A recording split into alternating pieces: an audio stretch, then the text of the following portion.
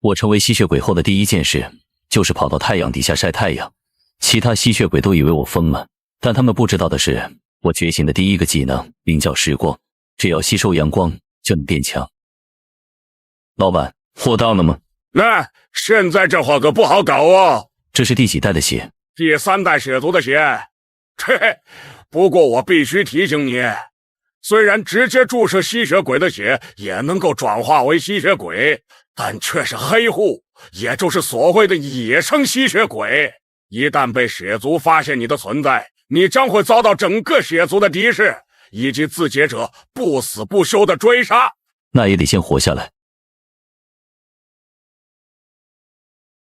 尾款在智障卡里，下次有需要可以老方式联系。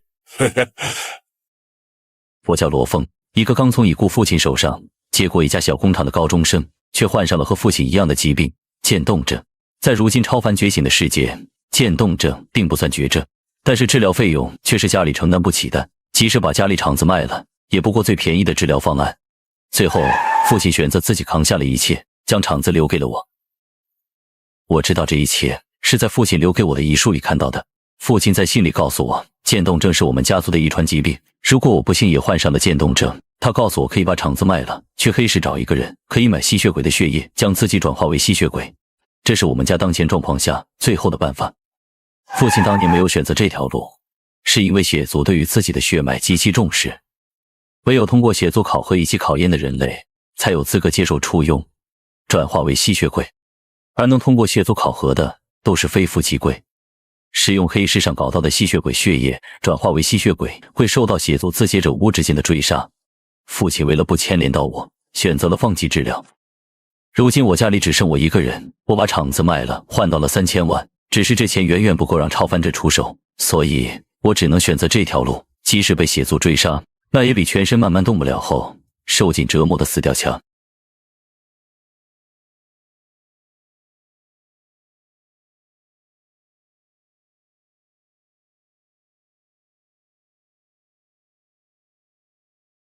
成功了吗？右手本来已经快要动不了了，现在却能行动自如，没有吸血鬼的特征，瞳孔没有变化，牙齿也没有，是因为才注射不久吗？那么我的天赋能力又是什么呢？刚被转化的人都会觉醒第一个天赋，可我为什么一点感觉都没有？难道是被动技能吗？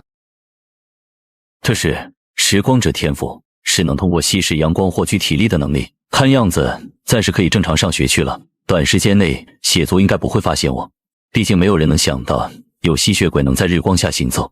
不过还得为以后做好打算，转化后吸血鬼特征会逐渐明显起来，得在这段时间多多了解超凡者的世界。魔哥，真是你？你不是休学了吗？问题解决了，所以又提前复学了。超凡学院是出什么事了吗？怎么这么多保镖？你前段时间没来上学，可能不知道血族小公主被袭击了，也不知道谁胆子这么大，敢对她动手。血族的小公主，她怎么会来银城上学？银城应该没有专门的夜间学校吧？据传她是2代吸血鬼跟人类所生的混血儿，所以在血族内部引起极大的非议。有部分人认为应该遵从第一滴血原则，但也有人认为她血统不纯，应该被自解者自解。不过她的父亲在血族地位非常高，加上这个小公主的天赋能力非常特殊，所以才力排众议保下了她，将她送到远离血族中心的银城入学。她的天赋能力是什么？日行者，目前是唯一可以行走在阳光下的血族。你说什么？听说你这里只要有钱，什么都能买到，口气倒是不小，不知道能不能买到。你自己的命呢？你们是血族吗？看来你不傻。说吧，你们盗取的血液卖给谁了？我们这行交易从来不问雇主信息，都是拿钱办事的。不是我不想说，我是真不知道他是谁呀。那你也没作用了。汤波，去查公主遭遇袭击前后这1个月，银城消失了一段时间，同时最近资产变动超过2000万以上的人，符合这2个条件的人，多半就是购买血液的人。是就地处决还是抓活呢？公爵吩咐说，该让小姐见见血了。血族的身体构造和僵尸差不多，区别就是心脏依旧是能够跳动的。公开资料上，血族的心脏10年左右跳动一下，不过有充足的血浆食物情况下，会缩短这个过程，而每跳动10次会觉醒一个小天赋，100次觉醒一个大天赋。所以血族里面年龄越大的吸血鬼，实力也越强。前几天的心脏跳动，我的感觉还不是很明显，直到昨天第9次，新天赋即将觉醒的感觉越来越强烈，我才注意到我的心脏居然已经跳动了9次。目前看来，只要晒太阳10天左右，我就可以觉醒一个小天赋，100天就能觉醒一个大天赋。只是对面超能学院的血族小公主被袭击，虽然我现在的特征不明显，恐怕查到我头上也是迟早的事，到时候就算死鸭子嘴硬，只要体检一下就会暴露，还是得做好随时跑路的准备。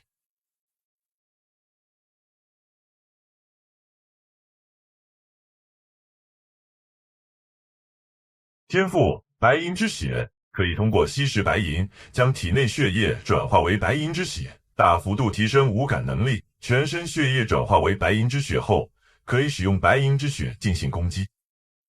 这个天赋真是瞌睡送枕头，吸血鬼接触白银会被烫伤是共识。短期内血族即使怀疑到我，除非有直接证据，不然也不能越过官方直接对我动手了。什么味道这么臭？老张，你闻到了吗？没有啊，什么臭味？怎么没了？我闻错了吗？哎，对了，你最近看那个论坛了吗？哪个论坛？就是那个论坛啊，那个论坛的名字就叫那个论坛。哦，没关注过。那里面有个专门预测禁果的吧主，预测说下次禁果可能会出现在我们银城，这可是翻身的机会。我建议你有空看看，别到时候禁果出现在你眼前，你错失了这个翻身的机会。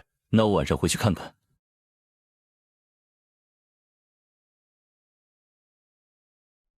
禁果传说是来自深渊的神秘果实，如今超凡世界的一切超凡能力均来自于禁果，任何生物服用它都可以得到自己梦寐以求的力量，但同时也会付出相等的代价。自禁果出现以来，人类社会便出现了翻天覆地的变化。服用过禁果的人类，有的造福人间，有的贻害千年，还有获得禁果的动物，对人类文明造成极大的破坏，也使人们不得不筑起高墙，蜗居在一座又一座要塞之中。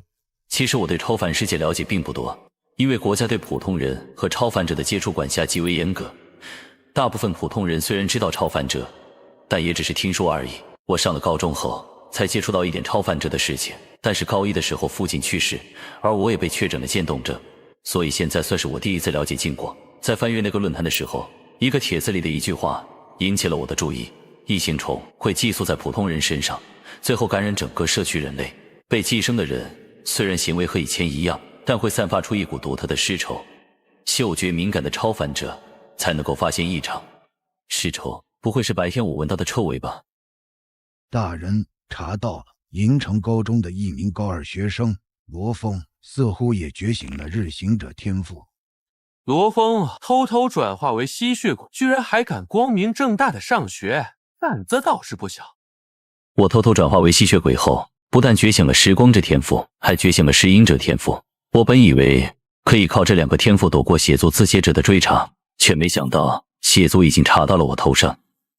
之前觉醒的新天赋白银之血，今天我才搞清楚怎么使用。觉醒天赋那天，仅仅转化了一点点血液，微小到几乎无法用意识操控，只能让它自己顺着体内的血液流动。之前在教室闻到的臭味，应该就是白银之血刚刚流过鼻腔，强化了嗅觉。我吸收完家里所有的银气，这才能够控制住自己体内的白银之血。通过控制白银之血停留的位置，可以强化我的五感，不过暂时也只够强化嗅觉、视觉、听觉。希望昨天闻到的臭味只是偶然。如果真是那个网站上写的异形虫就麻烦了，只有上报才会有超凡者来处理，而处理这件事，整个银城都要体检。到时候我没在血族登记的事就会暴露，如果不上报，迟早整个银城都会被异形虫感染。还是先去学校确认一下吧。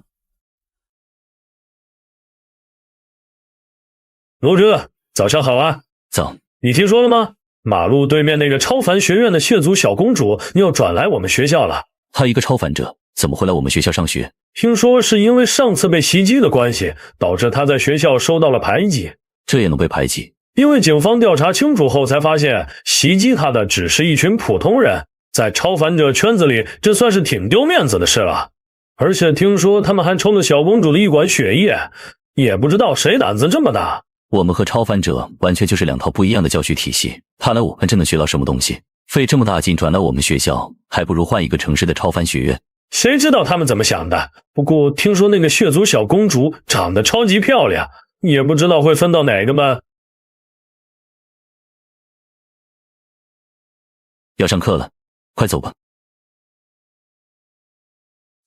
这下麻烦了，观察了一上午学校，居然将近30%的人员都感染了异形虫。照这个速度下去，不出1个月，整个银城都会沦陷，怎么办？如果此时离开银城，以我目前的天赋能力，只要2年左右，恐怕就连邪祖都奈何不了我。可是银城最多只有1个月，如果这期间有其他超凡者发现了还好，可要是真到了最糟糕的那一步，银城恐怕就要成为死城。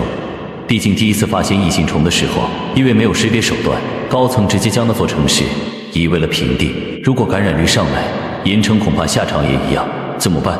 莫哥，想什么呢？这么入迷啊？为什么？想那个网站的事。哎呀，我是不想禁果啊，遇到禁果的概率比中彩票还低。近100年据说只出现了9颗禁果，全球那么多人，哪轮得到我呀？那个网站预测不是说这次会在银城吗？银城那么多人，与其想禁果轮到我，还不如想那个血族的小公主分到咱们班呢。大家安静一下，今天我们班有一位新来的同学，诺拉，大家欢迎。让开！啊，你是要坐这里吗？你换个位置。好的，好的。好了好了，我们开始上课。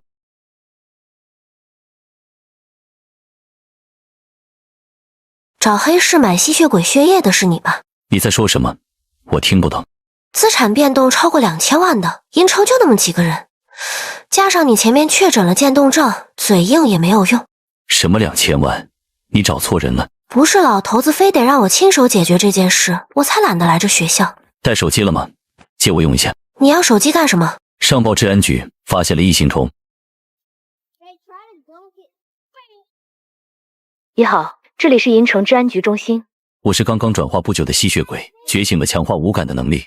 我在银城高中发现了大量感染了异形虫的人类，麻烦尽快通知超凡部门处理。好的，请上报一下您的信息，我这边会尽快派人联系你。银城高中高2、3班学生罗峰。好的哦，小哥哥，我们马上就来处理你。我叫罗峰，因为患上了渐冻症，被迫选择成为吸血鬼。我本以为可以靠时光者和石英这2个天躲过血族自劫者的追查，却碰到了学校爆发了异形虫危机。好的哦，小哥哥，我们马上就来处理。糟了！怎么了？快跑！等等我！我操！卧槽，陆哥，发生什么事了？等会再和你解释，先找个安全的地方待着。他们被异形虫感染了，这么多人都被寄生了，得赶紧报告治安局啊！我打过电话了，银城的治安局现在恐怕自身难保。那现在怎么办？也不知道等等本公主，一点都不绅士。你带武器了吗？我有，你想要什么？你有什么？那就这些。你居然有空间系能力，这可是超凡界排名第1的能力。我要是有空间系能力就好了，这就是一个空间装备而已。血族有钱果然是名不虚传，这一个空间装备起码得几亿啊！你随身带这么多武器干什么？没办法，上次被袭击后，我家老头就非得让我带着。就这个了，你们躲开点。希望附近的超凡部门看到动静，能尽快过来支援。你在上面待着，我来拖延时间。再过2个半小时，太阳落山，我的守护者就能赶来了。我们还是找个地方躲着吧。我们可以躲到天黑，那些没有感染的学生可等不了。你武器堆里面的银子，都借我用一下。你要银子做什么？当武器用。你不怕银器？罗哥又不是吸血鬼，怎么会怕银器？他刚刚才说他是吸血鬼。罗哥不会是吃了禁果吧？怎么可能是吃了禁果？要是吃了禁果，他的实力起步就是鹰级。要解决这些异形虫也就一会的功夫，哪里需要等其他超凡部门的支援？那便是。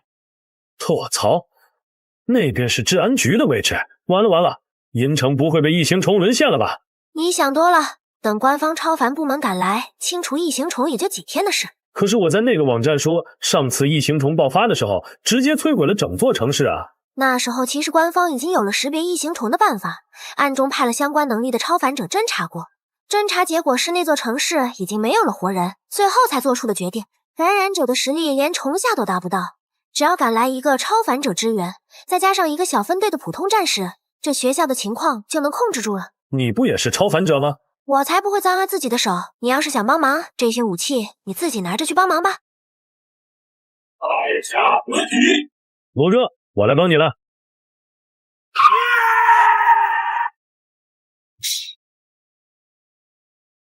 等会我数到3，你就赶紧趴下。1、2。保证，你回楼顶待着吧。教学楼里的太危险了，我一个人去。那罗哥你小心一点。到底发生什么事了？外面全都疯了，得赶紧跑路。院长，你要去哪里呀？你，我什么？好奇妙啊，院长，自由的感觉太好了。你是周太？我是周太，不过不是你们认识的周太。没想到啊，那天有条虫子钻入了我们的身体里，我们都以为要死了。可是他只选中了老大，你知道吗？那种感觉太美妙了。我们几兄弟就像神迷一般，看着那异形虫一点点蚕食掉老大，然后我们就被解放了。我们看到了前所有未有的世界。院长，你想来看看我们的世界吗？不要，你不调过来啊？没意思，去找那个小哥哥玩玩吧。我叫罗峰，一个正遭受血族追杀的吸血鬼。其实我只要躲着，靠着时光者和食影者这2个天赋，最多2年，血族就拿我没办法。可是我的同学，我的老师，都被卷入了这场异形虫危机，我只能选择暴露自己，救下他们。你不要过来呀！往教学楼楼顶走，外面的异形虫已经清理干净了。啊，好的。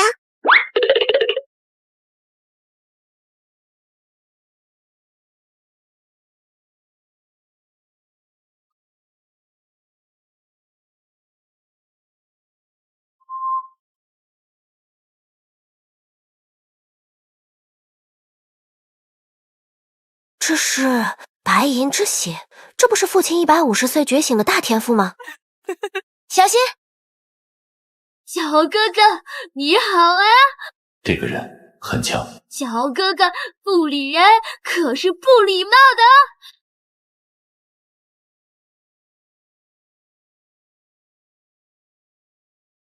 小哥哥，你好厉害啊！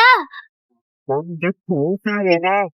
本来不想脏了自己的手的，血液。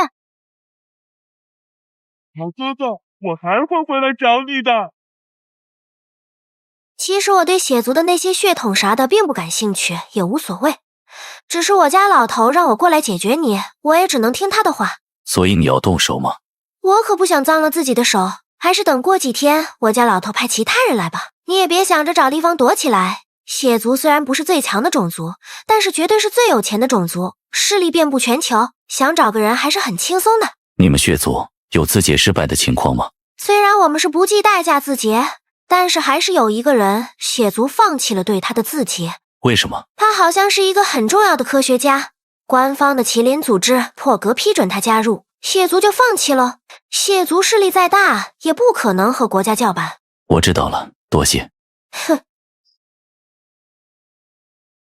听说你是最早发现异形虫的，应该是。你用什么方式成为吸血鬼的？黑势力搞到的血液，因为渐冻症才转化的吸血鬼，情有可原。不过嘛，血族可不会管你得了什么病，你小子怕是走出这个办公楼就要被血族自解者清算。还有什么想说的吗？我想加入麒麟。功课没少做呀。没错，加入麒麟血族确实动不了你，可是也不是谁都能加入的。给我个理由。上次异形虫首次爆发的地点主要在学校、医院这些人群密集的地方，然后再往其他地区蔓延。而这次爆发，学校的感染率并不高，但是银城的治安局却被提前渗透。这次的异形虫爆发，应该是有首领组织的。分析的不错。那我可以加入麒麟吗？凭这些还不够，不过你我们肯定会保下来。你对银城来说算是大功臣了。只要不出国，在境内我们打过招呼要保的人，不管是血族、精灵族还是其他什么种族，没人敢动。不仅仅是这个原因。也对，从你不怕暴露还要去救同学的行为来看，不像是个怕死的人。我没钱了。我还以为你准备说点啥让我自愧不如的话出来呢。行了行了，回头有幸再通知你。过来通知你，我家老头已经放弃对你的字节了。今天多谢你了。我回去了。从进这栋楼开始，就总感觉有人一直盯着我，是错觉吗？你们这些吸血鬼真有意思啊，老在天台见面。我不像你，我是正统吸血鬼。约我过来干什么？你说约你上来干什么？你做了什么事自己不清楚吗？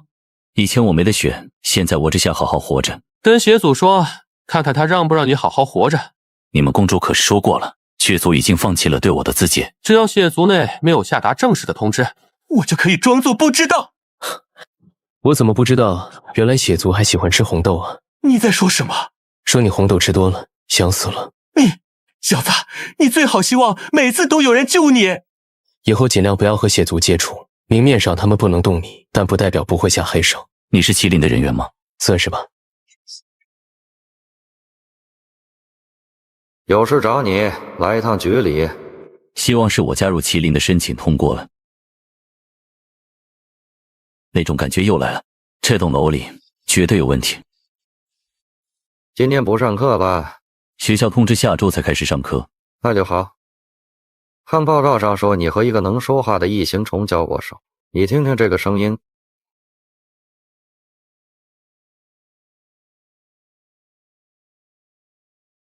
声音不一样，但是语气很像。你确定？确定。那就麻烦了，看样子异形虫里面出现了类似虫母的角色。可以问你几个问题吗？说吧。我现在的实力大概在什么等级？虫下吧。怎么？是想问达到什么等级才能加入麒麟吗？不是，我想问的是超凡者感知力和超凡等级挂钩吗？对于我们内部成员鉴定是挂钩的，每个人能力不同，应用场景也不同。实际上这个等级对于作战部队来说是战力评判标准，但是对信息部队来说就得综合考量获取信息的速度、方式和频率这些。你的意思就是存在战斗等级评级低，但是信息能力等级评级高的人员了？是这样没错，不过你既然是靠第3代血族的血转化的吸血鬼，信息能力评级应该也不会超过1级。在这栋楼里的超凡者，现在信息能力评级最高的是什么？你是觉得这栋楼里有人有问题吗？上次来我就感觉到了一股窥视感，只有在这个房间里，那个感觉才会暂时消失。这栋楼现在信息能力评级最高的是风级，如果你的感知是对的，那至少是雀级以上，要加入麒麟也不是不可以。如果我感觉的没错，那个人应该就在这一层，只是具体是哪一个，我并不清楚。好吧，让这层楼的人都来大厅集合，我有事要宣布。这样不会打草惊蛇吗？既然你说进来这个房间后，那股窥视感便消失了，那么他肯定是不敢直视我的。如果这层楼里有人找借口不过来，那把没来的人逐一排查便是了。有人没来吗？有一个正在上厕所，马上就过来。临时叫大家一起过来，就是想说今天提前下班回去休息。前段时间异形虫事件辛苦大家了。还真有人有问题啊。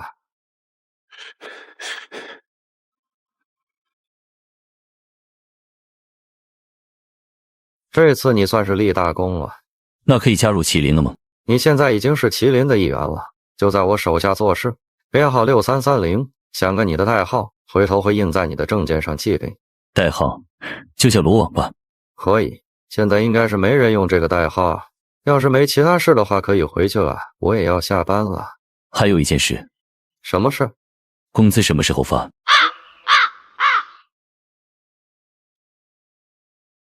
证件收到了吗？收到了。我现在是不是该叫你长官了？叫队长就行了。一块送去的项链你带上，今天自己研究研究，以后没任务的时候你自己安排，有任务我会提前通知你。是，队长。这是麒麟系统已激活，编号6330，宿主罗网。欢迎宿主使用本系统，请宿主为唤醒本界面设置语音口令。语音口令，就是小爱同学吧？是否确认口令为小爱同学？确定。请宿主尝试使用口令唤醒本界面。小爱同学，你好，宿主。之前在那个网站，虽然也能看到许多禁果相关的内容，不过大部分都很笼统，不知道麒麟系统里能查到多少。帮我打开所有和禁果的相关资料。好的，宿主。已打开所有关于禁果的档案，按照时间先后顺序排列。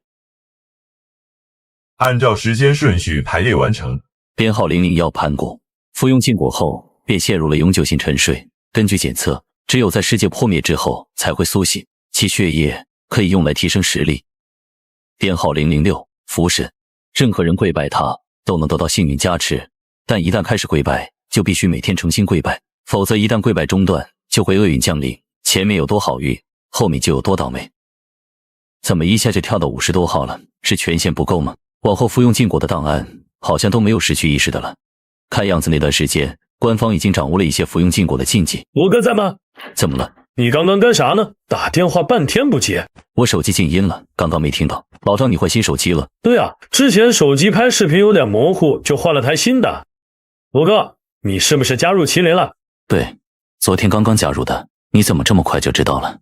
那个网站上更新了呀，我看到麒麟加入了一名银城的新成员，代号叫罗网。银城新出现的超凡者，除了你也没别人了。本来准备开学再告诉你的，没想到你这么快就知道了。罗哥，你都加入麒麟了，怎么还要上学？只有出任务的时候，麒麟才会临时有通知，平时都让我干自己的事。我还以为加入麒麟就是天天到处做任务呢。每个地区都有超凡者驻扎，我就算出任务，估计也就在银城附近了。对了，罗哥，你听说了吗？官方好像准备要普及超凡教育了。普及超凡教育？对啊，可能是因为这2次异形虫的事件吧，让官方觉得需要让普通人多了解一下超凡世界。代号狮子光来电，请问宿主是否接通？接通。我靠，全息投影，这么高科技吗？你明天有空吗？明天有空，是有任务了吗？没任务啊，就是忘了给你做个战力检测。明早9点来局里，我带你做个战力测试，给你个评级。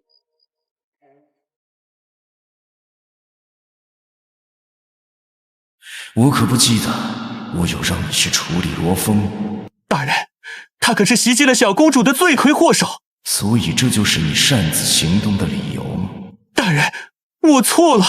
这次就算了，下不为例。是。队长，还没来吗？是罗网吗？对。跟我过来吧，队长在训练场训练，让我来找你。麻烦你了。您太客气了。麻烦在这边稍等一会，金队说你的测试他亲自来做。他亲自来做，什么意思？就是我和你练练。放心，不会伤到你的。按理说你的信息评级这么高，战斗力不应该只有报告里推测的重下。毕竟五感发达的人对肌肉控制能力和反应能力是成正比的，而且了解你的实力，也好在后续任务里给你安排对应能力队友。反应还挺快啊！来了，开始测试。那队长小心。你一个3代血液转化的吸血鬼，为什么会有血族的天赋？白银之血，你一个靠3代血液转化的吸血鬼，怎么会觉醒血族的能力？我也不是很清楚。你小子秘密还不少，来吧，让我看看你对白银之血的能力掌握的怎么样。我上了。我操！你这剑法是从哪里学的？看着挺像高阶剑术的入门屏，照理说你应该接触不到才对。是我父亲生前留给我的，说是让我每天练习，能对预防渐冻症有点效果。难为你父亲了，在前些年要让一个普通人搞到这个，可不是件简单的事。队长，超凡者的治疗能力治愈渐冻症难吗？不难，甚至可以说是很轻松。那为什么官方不让超凡者救治那些身陷绝境的普通人？你应该看过了关于禁果的一些历史。自禁果出现以来的历史，社会动荡了上百年，各种能力者和新出现的能力者掌握了力量之后以武犯禁，整个地球上几乎没有一个完整的政府体系。普通人已经和拥有力量的超凡者彻底成为了2个物种。那段混乱的历史里，没有人在乎普通人的死活，直到那位发现了编号001盘古沉睡的地方。他从盘古的身上获取了力量，并以绝对的压制力结束了那段动荡的年代。靠着盘古之血，他创建了如今的世界。可是这和不让超凡者参与普通人医疗有什么关系？不管承认与否，实际上在他的眼中，普通人和超凡者已经是两个物种了。所以最好的办法就是完全隔离普通人和超凡者。对于超凡者来说，能轻易救活一个人，但也能轻易杀掉一个人。一旦这个种子在某个超凡者心头种下，那么距离这个世界再次混乱就是迟早的事。为什么我没有看到过任何你口中关于那位的历史，甚至他叫什么都不知道？事实上我们也不知道他叫什么，他自己消除了在这个世界的痕迹，只有在我们内部才知道寥寥几笔历史。那为何如今你们又要开展超凡教育试点？是中央系统下放的指令。可这不是违背了那位的意愿吗？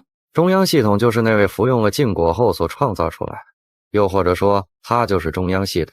什么？行啊，有些问题需要你用时间去理解，等你有权限了，自然会知道更多的真相。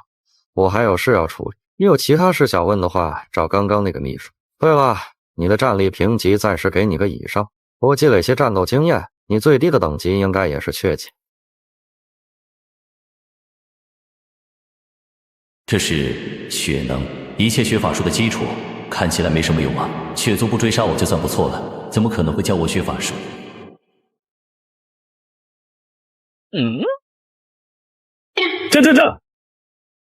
这不会是禁果吧？真的是禁果？金队，中央系统检测到禁果出现在银城哪个片区？西2区。我先过去，你赶紧通知其他片区的做好准备。是。这禁果该怎么吃啊？要剥皮吗？可是剥皮的话，会不会就没效果了？要不上那个网站问问吧。不行，万一让其他人知道我这有禁果，恐怕马上就有人找上门了。当务之急还是想想要什么能力好。这2区怎么这么多户人？唉，只能希望禁果还没被吃掉了。有检测到能量源波动吗？目前还没有，禁果这次应该还没被人发现。老邢多久能赶到？已经让鹰眼赶路过去接他了，最快也得10分钟。让鹰眼飞快一点，在人口这么密集的地方，要是再出一次255事件，我们难逃其咎。我马上转达。有了，不知道要什么能力，不如直接要个系统吧。以后再想要什么能力，直接找系统要就行了。我可真是个天才，就这么决定了。我要系统，最好还是剑仙系统。这兵刃怎么在晃了？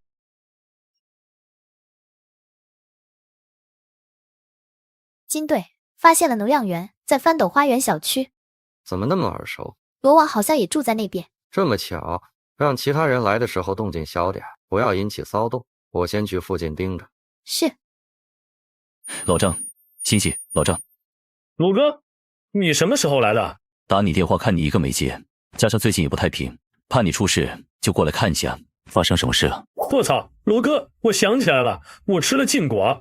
什么？你确定吗？确定是确定，虽然我没见过禁果长什么样子，但直觉告诉我它100%是禁果。那你能感觉到你获得了什么能力吗？我是想要一个剑仙系统的，在吃下去后就一直默念要一个剑仙系统，但是现在一点感觉都没有，也没听到系统的提示音啊。超级奶妈系统激活！我操，激活了！罗哥，你能看见吗？看不见，应该是你的专属系统。怎么是奶妈系统啊？我的剑仙系统呢？姓名张寿，性别男，年龄17，职业超级奶妈，技能初级治愈术消耗部分体力，凝聚光球治疗目标。初级疗愈之术消耗体力，召唤具有治疗解毒除病能力的触手，抚摸目标后移除目标大多数异常状态。被动奶妈不死于伤病，每日第1次受到致命攻击时死亡，立即满状态复原；第2次受到致命攻击时保留1%生命值；第3次受到致命攻击时死亡，1小时后原地复活。罗哥，你听到了吗？我每天有3条命嘞！突然发现奶妈也不是不可以，能够逆转生死的能力。走了，你能感觉到有什么异样的地方吗？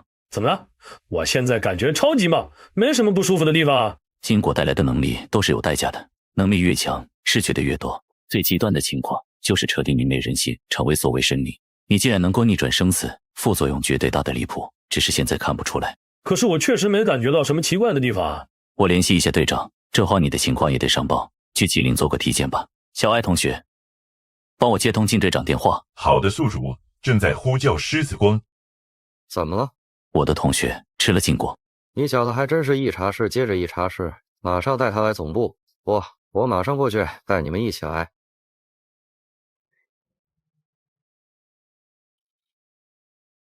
你最好做好心理准备，吃禁果获得系统的人下场都不会太好。什么意思？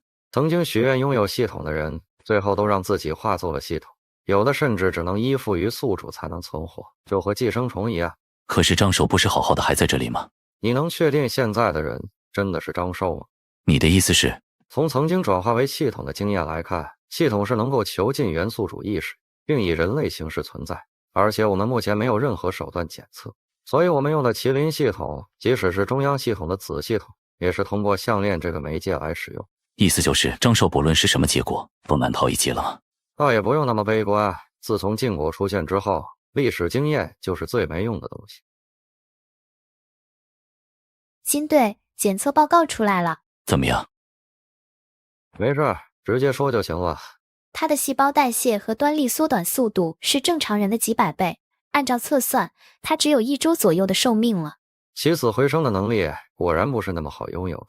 可以把它转化为吸血鬼吗？吸血鬼的血液对他是无效的，他体内的能量有极高的排他性。通过中央系统的演算，目前只有盘古之血能够短暂延长他的寿命，但也最多只能延长1个月。这个月的盘古之血份额已经分配完了，即使走特殊通道申请，最快下来也得10天，可惜了。所以意思是没救了吗？做好心理准备吧。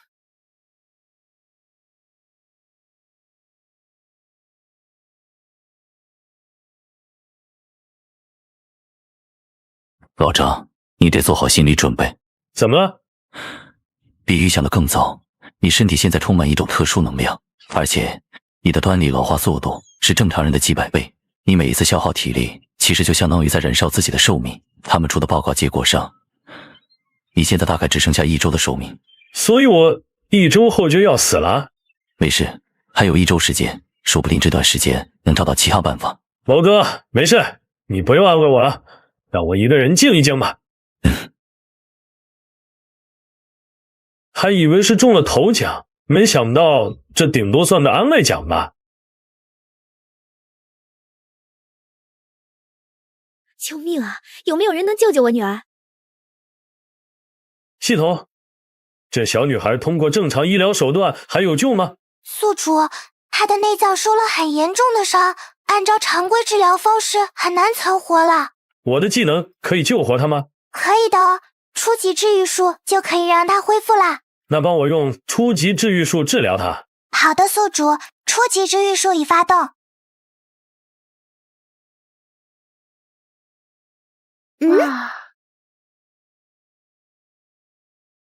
老张，明天开学你还去学校吗？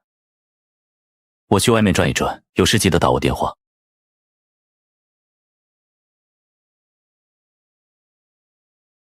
这是出什么事了？超凡治疗者在线免费治疗绝症、顽固疾病、疑难杂症，医到病除。老张，我哥，你知不知道你技能发动次数越多，身体老化速度越快？我知道，罗哥，不过人生嘛，总得一死的。那我们趁现在做点好事了。那我在旁边帮你看着，维持秩序。哦。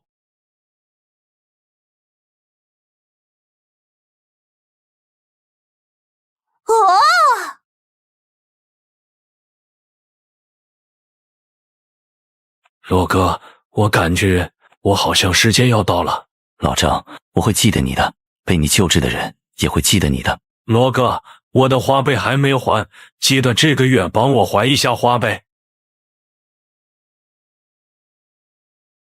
触发今日被动，第一次死亡，满血复活。我操，罗哥，我记得我刚刚不是……看样子应该是透支身体死亡也能触发你的系统被动技能。队长，你怎么来了？现在只是尝试推广超凡教育，还在试点阶段。严格来说，还是属于违规救治。我肯定得来盯着。我本来是想着让你临终前完成自己心愿也没什么，毕竟你的治疗辐射范围也就银城，还算能掌控的范围。可现在既然活了过来，那就得就事论事了。违规救治普通人可是违法行为啊！这也违法？我不会要坐牢吗？原则上是。那不完犊子了。原则上要坐牢的意思，就是还有不坐牢的方式了。聪明啊！如果张寿加入麒麟，我可以把这次事情当做内部指派的能力实验任务。所以你是要加入麒麟，还是去坐牢？那肯定是加入麒麟啊。那行，想个代号吧。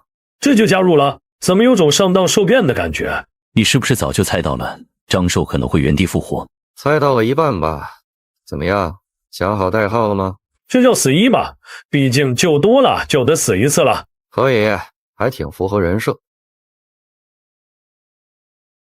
接到上面通知，考虑到原校区还在重新建设，以及同学们的人身安全，明天开学请同学们到超神学院报到。我们后期教学地点都在超能学院。好耶，收到。紧急任务，你俩做好准备。有个紧急任务，你俩今晚就要去。什么任务？哇，这么快就有任务了？东区靠近汤川位置发现大批量僵尸化兔子，目前在城区外活动。治安局已经有巡逻队被咬伤了，你俩今晚开始就去那个片区巡逻，防止他们进入城区，最好是能找到这些动物僵尸化的源头。如果有平民受伤，张寿你负责治疗。另外，最近我不在银城，有脱离掌控的情况或者需要支援的时候，直接联系我的秘书。收到。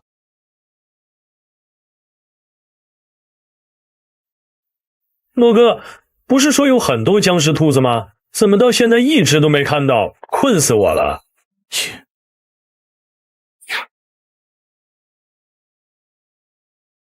附近有很多动静，僵尸兔应该不少。嚯，我一点声音都没听到，这就是僵尸兔吗？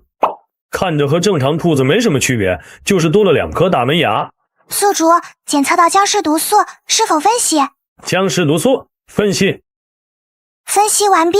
僵尸毒素来自尸族，具有极强的传染性，只需0.1克便可使宿主最终转化为僵尸，最佳处理时间为48小时以内。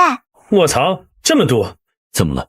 刚刚我的系统帮我分析了尸毒，只要0.1克就能让人变成僵尸。我刚碰到了这个兔子，我不会马上就要转化成僵尸了吧？你怕什么？你一天有3条命。对啊，我搞忘了。你是不是没看任务档案？任务档案？什么档案？麒麟系统里下发的，每次执行任务都会下发这次任务档案的相关资料。啊，我开了系统免打扰，2个系统滴滴响的头大，就把麒麟系统关了。尸毒目前只能转化没有超凡力量的生物，超凡者接触尸毒会被体内的超凡力量排斥，所以我们现在接触是没影响的。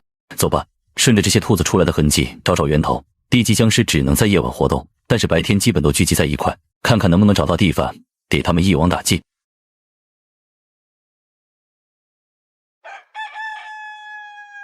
走吧，该去学校报道了。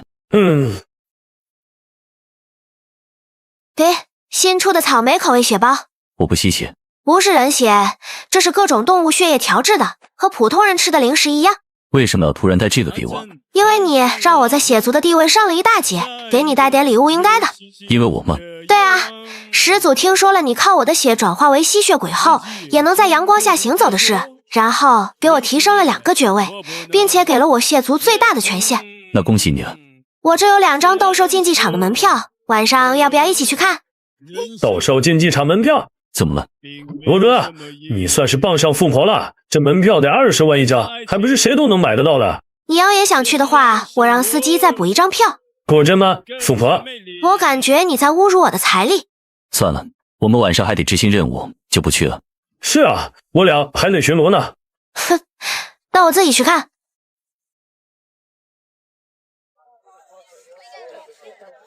走吧，今天早点去，看看能不能多找到点痕迹。不是，罗哥，咱们先去吃饭吧。好久没吃东西，忘了还要吃饭了。我先回去吃饭了，吃完我去你家叫你。那我先回去等你了。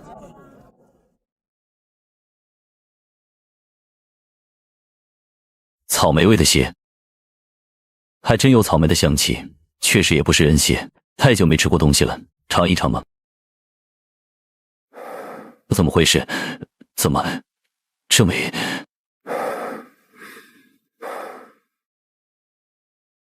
罗峰啊罗峰，你可真是让我意外，没想到过了这么多年，还有进化的机会。罗德，你没事吧？不好张。对了，任务。我看你晕了，怎么都喊不起来，就上报给金队的秘书了。他已经协调了其他人去帮忙，我们俩这2天暂时不用去了。你怎么突然晕过去了？不会是那个诺拉不能明面对你下手，然后对你下毒吧？应该不会。如果他真要对我下手，不会告诉我麒麟部门。我怀疑你是看上人家了。明天找他问问吗？呵呵，你居然醉血！醉血是什么意思？和我表妹一样，喝几口血就会醉，就和人类喝酒一样。只有醉血这一种情况吗？不然呢？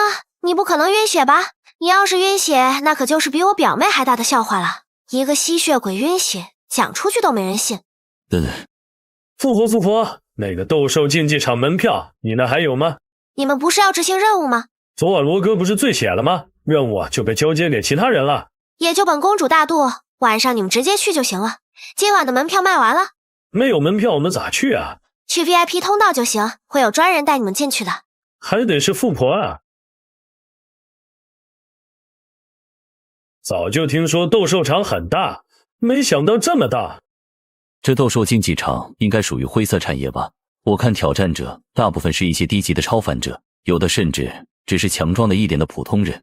你不能说是完全灰产，官方其实也是默认了斗兽场的存在的。即使超凡者能力不高，那也是超凡者，如果不加以管制，或者给他们一个表现的地方，肯定迟早要出问题的。说的也是，低级超凡者虽然在登记后可以把自己当作普通人生活，但是拥有了力量之后，肯定得有个发泄的地方。所以斗兽场虽然不是那么合规，但也没有违法。2位贵宾，你们的房间到了。你们今晚来的还算及时，今晚斗兽场可是有一个压轴项目的。压轴项目？不会是有兽娘吧？哈哈。你在想什么？是一个风级超凡者和一只会说人话的异兽对战。风级的超凡者？那他和野兽搏斗不是很轻松吗？当然不是普通野兽，举办方抓了一只以上级别的异兽，听说还会说话呢。会说话的异兽，那确实很少见。所以今天这场的门票早就卖完了，不然我也不会跑来这 VIP 厅来看，还不如场下第一排呢，一点都不刺激。我还是第一次听到嫌弃 VIP 厅的。让我们欢迎今天的重磅嘉宾白景龙。各大高级斗兽竞技场的特约嘉宾，力量型超凡者，全身可以化作铁和金，每次他的战斗都能给我们带来一场极致的视觉盛宴。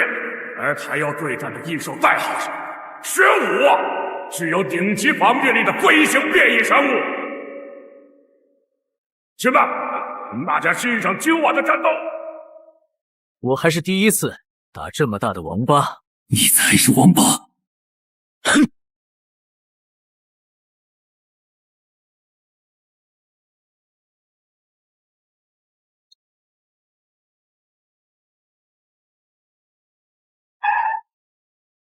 人类，你彻底激怒我了！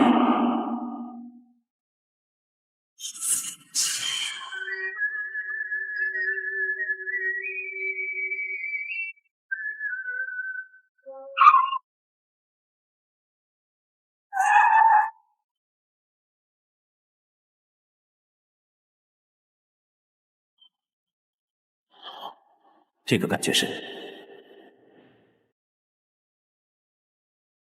金队，紧急情况，银城斗兽场出现蛇级变异生物，有可能还会更高。蛇级生物怎么进去的？评估小队干什么吃的？这只异兽是在战斗途中觉醒了玄武血脉，事发突然，我已经通知最近的鹰级以上战斗人员赶去，但是根据现场人员判断，因为玄武血脉的特殊性，加上爆发位置在市中心，恐怕至少需要1名狼级以上的控制系战斗人员才能控制局面。最近的狼级人员多久能过去？至少需要1个小时。另外，罗网和死翼也在现场。罗网也在？这小子是柯南吗？怎么到哪出事？你去打开传送通道，我马上从这链的分部传送过去。是。还得多亏了你啊！如果不是你，我都没法激发这血脉之力。作为汇报，就让你感受一下什么才叫力量吧。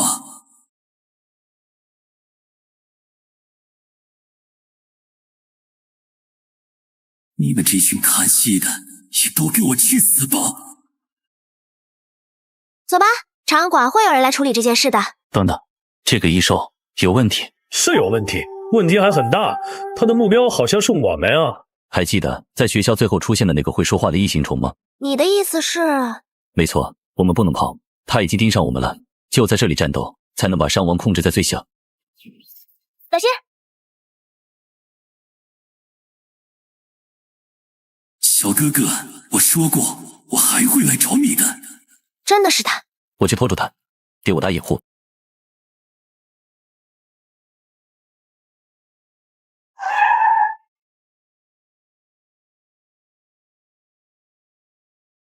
这龟壳也太硬了，只能试试之前实验的那招了。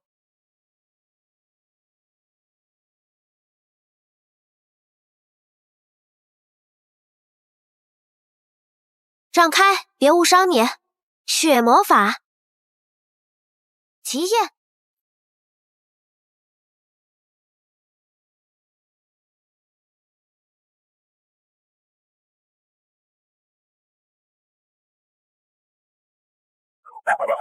小兄弟，多谢你帮忙拖住了这只王八，不然这次恐怕裤衩子都要赔进去了。职责所在。嘿嘿，小兄弟真是年少有为，居然这么年轻就是麒麟的一员了。听你的意思，这座竞技场是你的产业。我顶多就算个股东了。行了，公事公办，这尸体我要带走，没意见吧？没有，小兄弟您自便。这小子居然也反应过来了！卧槽，一下没收住力，不小心捏死了。小兄弟，你看这又是异形虫。小艾同学，联系靳队长，正在联系狮子汪。怎么你到哪就出事了？队长，刘头，你手上怎么拿个异形虫？啊，这个呀，从那个异兽身上钻出来的。你确定？是真的。张寿，你负责救治在这次事件中受伤的人员。是。牛头，你的场子你自己控制秩序。还好这次受灾范围没有扩大，不然你得分8段。师队放心，保证完成任务。罗峰，你跟我去总部汇报这次的情况。刚刚的战斗影像，几位应该能看出来，这只被异形虫寄生的异兽已经有人类的意识和思想。从现有情报分析，这只异兽拥有人类意识和思想，是由异形虫带来的可能性很大。往更糟的情况想，异形虫能够寄生蛇级生物，就能慢慢寄生更高等级的生物，加上它们已经诞生了组织性，如果它们在野外成群壮大，那灾害等级恐怕最低也是虎级。如果再考虑到受灾范围，达到龙级灾害也有可能。所以我建议对这只异兽的捕捉位置狗头山进行饱和式毁灭打击。你们的意见呢？我没意见。同意。可以。队长，这次汇报也没我什么事啊，为什么要带我来？有个人想和你接触一下，不知道你愿不愿意？就在总部的办公室里。谁？诺拉的父亲，又或者说是谢祖。我家老头找你说了什么？没什么，问我有没有兴趣正式加入谢族。他有毛病吧？一天天的总是搞点乱七八糟的事。走了。聊得怎么样？没说什么，就只是问了我要不要加入谢族。我回答说考虑一下，他就直接离开了。你小子还真是榆木疙瘩。你不会以为加入血族和加入麒麟是一样的吧？难道不是吗？要加入一个种族只有一种方式，那就是联姻。血族这是想让你和诺拉结婚呢。这我都还没毕业呢。队长，怎么突然找我过来？一个好消息和一个坏消息，想先听哪个？好消息吗？今年麒麟的盘古之血的份额有你一份，就在这儿。那坏消息呢？坏消息就是已经不止一拨人盯上你了，所以你暂时不能去上学了，包括张寿。他们应该不会在大庭广众动手吧？怕的不是他们派人动手，而是间谍下黑手。所以你最近就和张寿待在麒麟吗？怎么舍不得你的小女朋友啊？不是，我没有。行了，赶紧把盘古之血注射了吧。消化吸收完后叫上张寿，明天就要正式执行任务。我可以选择不注射吗？你确定？这可是盘古之血，正常人注射了最次也能达到风级，你注射后起码能达到阴级。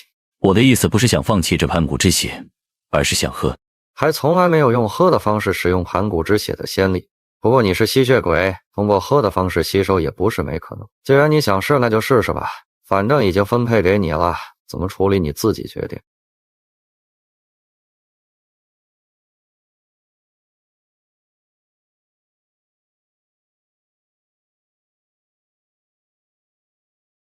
看样子我果然不是醉血，而是能够通过吸食血液获取目标的记忆和能力信息。之前诺拉给我的血包里面元素太杂了，各种生物都有，可能信息一下接收不过来，所以才会晕倒。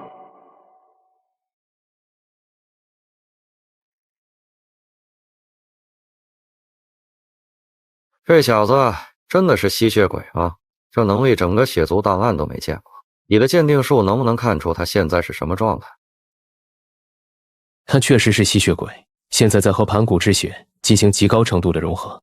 有多高？很高。你被其他部门排挤是应该的，我都想揍你了。把这里暂时封闭起来吧，融合进度才5%，它融合还有一段时间。感觉怎么样？有得到什么新能力吗？好像是空间类的能力。确定是空间类能力吗？我试试。你小子是天命之子吧？还真是空间系能力。盘古的天赋能力几乎包罗万象，但是最实用的只有那么几个，其中一个就是你现在的空间能力。既然你觉醒了空间能力，那这次任务你也正式编入队吧。本来只是打算带你和张寿见识一下的。是上次会议说的打击狗头山吗？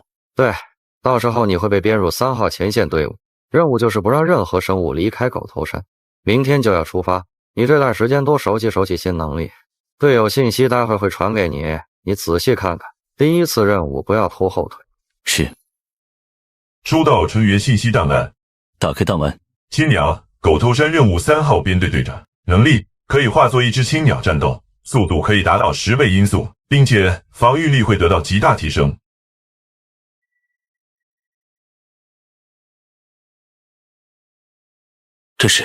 这是盘古之心吗？好像没有在档案里面看到过。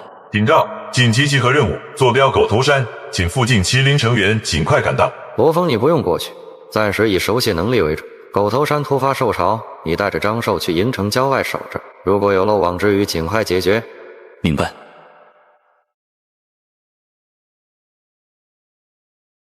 罗哥，他们不会打过来了？应该不会。小西，反应不错。你是3号编队的队长吗？走吧，跟我去任务地点。兽潮已经压制住了。那我呢？等会儿会有人来接你，奶妈就不要去前线了，跟上来。是。怪不得狮队这么看重这个罗网，居然能跟上我1半的速度。我们的任务就是守住这个片区，不要放出任何生物。你的范围就是这附近200米，明白了吗？明白。我会在这个片区空中巡逻，出现意外情况，第一时间通过麒麟系统通知我。任务就只是在这里等着吗？正好这个地方也空旷，试试新能力吧。从盘古之血获得的空间能力，可以把血泡泡内部隔离出单独的空间。那么如果把血泡泡发射出去会怎么样？威力居然这么大，如果速度再快一点话，试试。罗网，你真的是吸血鬼吗？是的。还真是稀奇，居然不怕阳光。那你吸血吗？算吸吧，不过不吸人血。你今年几岁了？今年刚满18岁。听说被转化的吸血鬼以后身体会永远定格在刚被转化的那一刻，那你以后岂不是永远都是18岁？不会变老真好啊。好像确实是这样的。对了，青鸟队长，胎生的吸血鬼是会长大的吧？肯定会长大。胎生的吸血鬼其实是有寿命的，只是相对来说很长很长。吸血鬼不是应该属于不死族吗？并不是，这些内幕其实是血族亲自告诉麒麟的。不管是吸血鬼还是被转化的吸血鬼，都是有寿命的。那为什么被转化的吸血鬼不会变老？这个具体原因并不清楚，但是根据血族所说，如果被转化的吸血鬼寿命到了，会在1天之内老死。不知道诺拉以后长大会是什么样子？准备好，大的要来了。天上那个是什么？我国龙级以上的将军之一，赵一。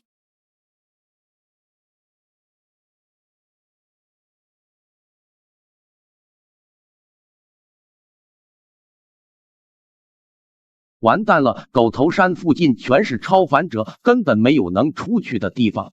那就把他们杀光。现在当务之急是把本体送出去，只要本体不死，我们就还有机会。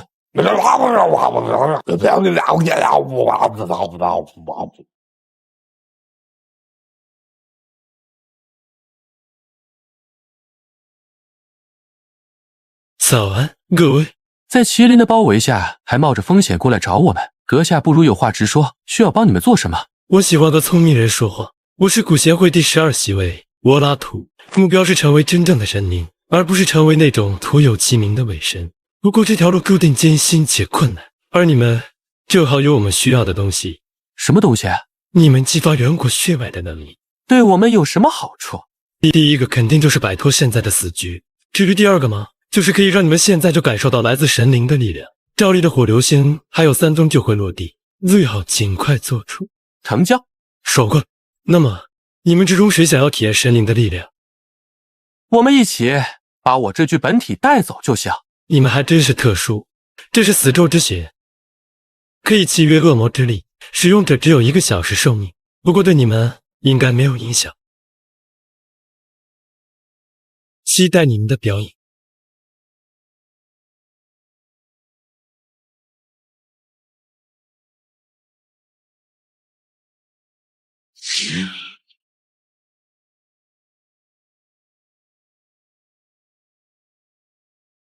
这就是龙级的能力吗？怪不得说超凡者和普通人已经不是一个物种了。第3小队队员做好战斗准备，出现突发情况，准备全力迎战。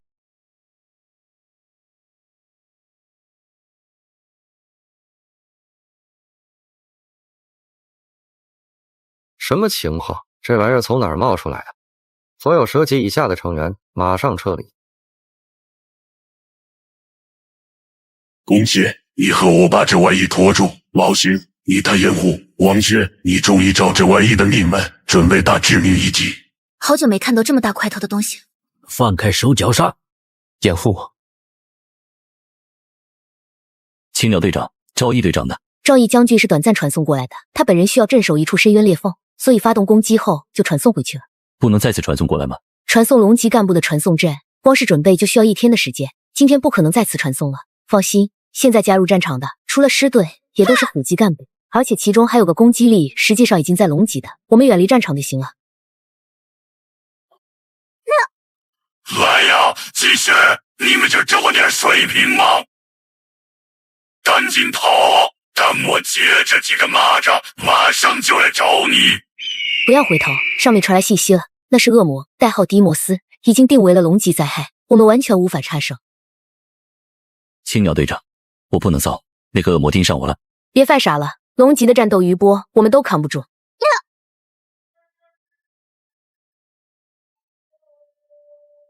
虫子就是虫子，真难缠啊！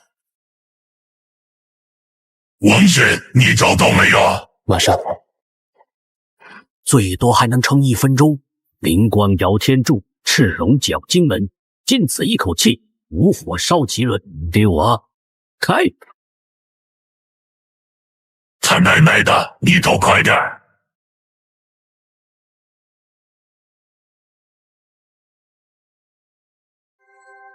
我晕多久了？5分钟。送我回去。可是你身上的毒素还没清除完。那个怪物太强了，他们3个人肯定挡不住，赶快送我回去，这是命令。是。等等，带我一起。我记得你是觉醒盘古大力神通那位对吧？带我过去，我能帮你。你能帮我什么？带上他。抓紧了。好了没有？撑不住了。10秒。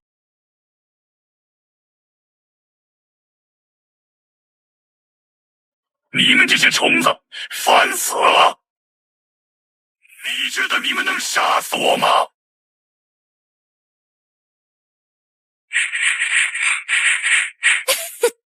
你这个能力配合我太爽了，你跟谁的？回头给你要过来。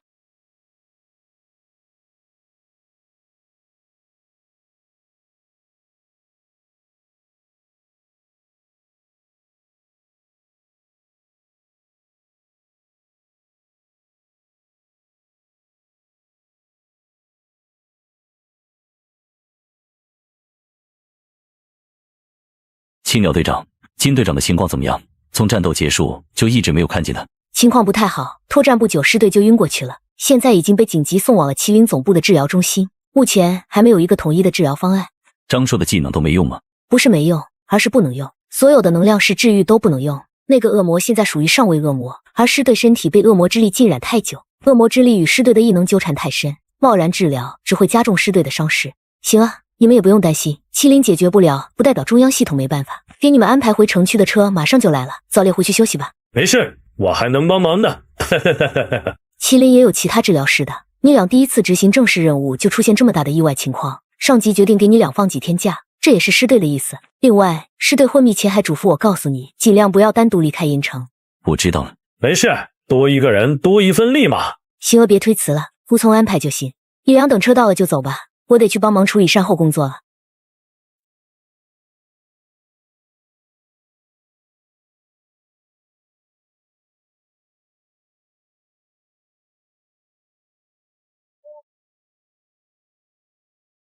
加入麒麟就是好啊，想不上学就不上学。别人可能不知道我们干啥去了，不过你还能不知道吗？我肯定知道啊。我知道了，富婆你这是生罗歌气，出任务没跟你报备对吧？哎呦，就你懂得多，哼！卢哥，管管你女朋友啊。你挨打是应该的。师队情况怎么样？什么时候能醒过来？比预估的还要糟，目前只能靠保守治疗。不过好在他体内的能量能够稳定压制住诅咒之力，只要不被外界因素影响，预计3个月左右就能醒过来。到那时候就可以介入其他治疗方式了。醒过来得3个月吗？这是最坏的情况，实际可能不到3个月。是对自身的异能在和恶魔之力对抗这个过程中，慢慢占了上风之后，恢复会越来越快的。我知道了。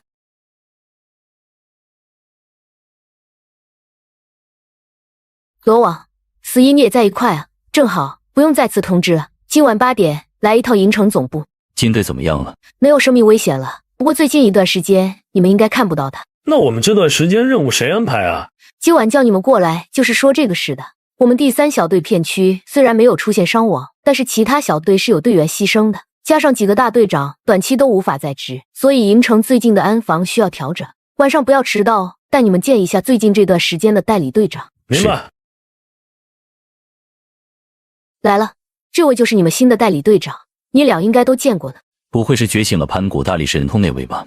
是的，宫队长是目前银城唯一的虎级战力，不过能力缺陷很大。而上次战斗评估后，中央系统认为你的能力和宫队长契合度很高，所以安排了宫队暂时代理师队的位置。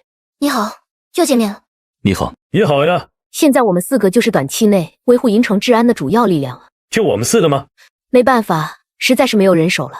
那个上位恶魔被召唤出来的时候，很多没反应过来的同事被恶魔之力影响，基本上各个小队都有不同程度的损失。我带的第3小队实际上就你和罗网没有事，其他同事多少都有受到恶魔之力的影响，而即使被感染程度最浅的同事，把恶魔之力驱逐干净也得1个星期以上。按理说我也在恶魔之力影响的范围里面，为什么我没有事？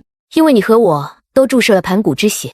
盘古之血对任何形式的诅咒或者毒素都自带抗性，你们基本没有受到迪摩斯的正面攻击，所以没有影响。可你和迪摩斯也有正面战斗啊。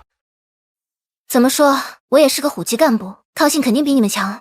正常来说，狼级以上的干部都能自行驱逐恶魔的诅咒之力，驱逐的速度取决于干部自身异能的强度。目前银城郊外的安防由其他地区协调的虎级干部暂时接管，在大部分狼级干部恢复之前，也就是这1周内，我们都会很忙。我还以为能放个假呢，不过也不至于忙到脚不沾地那种。还有治安局呢，我们只要保证在治安局的上报超凡案件消息的时候，我们能及时知道就行。所以最近我们就暂时住在总部这边，这样有情况也能第一时间去处理。那暂时就这样，我和上级汇报一下近期安排，你们的宿舍金队的秘书已经安排好了，直接去就可以了。罗哥，上次的任务居然都没上那个网站，肯定不会上的。银城的高层因为这次任务失去了70%以上的战力，在麒麟系统里已经被判定为重大事故了。我操，罗哥，还记得上次我们做的僵尸兔那个任务吗？怎么了？你看这个，东区那一片现在全面封锁了，估计是出大事了。罗网4-1，银城窜入了一伙超凡罪犯团伙，治安局发现了他们的位置，你们抓紧过去，尽量赶在出现平民伤亡前控制住他们。收到。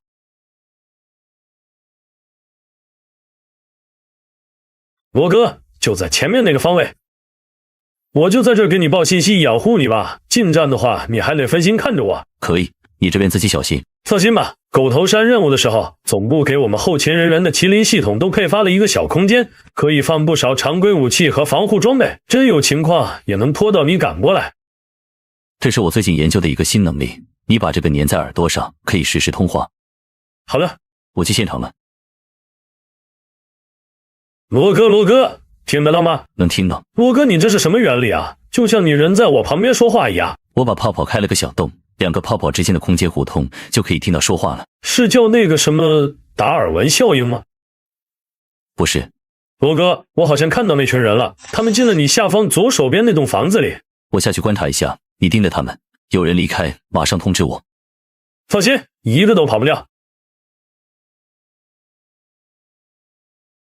大哥，发财了，发财了！这么多白银，全部搞走，那不得几个亿？看你那点出息，现在不要搞出大动静。银城最近才爆发了异性虫事件，动静搞大了，这批货也不好出手，就拿几块，最近低调一点。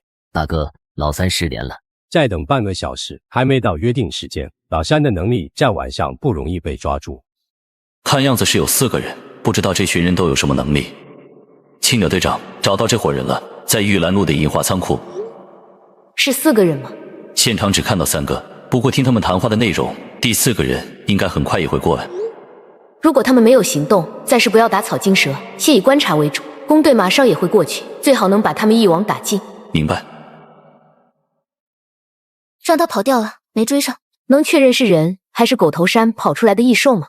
应该是人。如果是狗头山幸存的异兽，身上多少沾点恶魔之力的诅咒。我在追击他的时候，没有感觉到任何恶魔之力。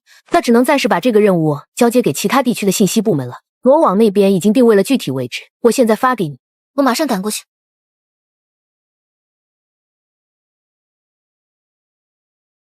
罗哥，小心！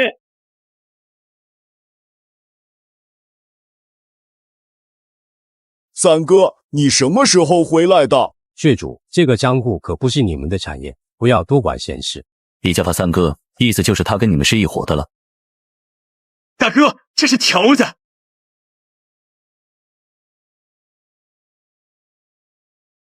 青鸟队长，你看一下这4个人是不是对的？没错，我马上通知治安局的人去帮你处理现场，工队应该马上也要到了，你先在那边看着吧。是。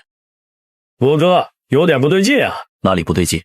我这边看被你挡着的那几个，感觉块头好像比之前大了。我操，小心！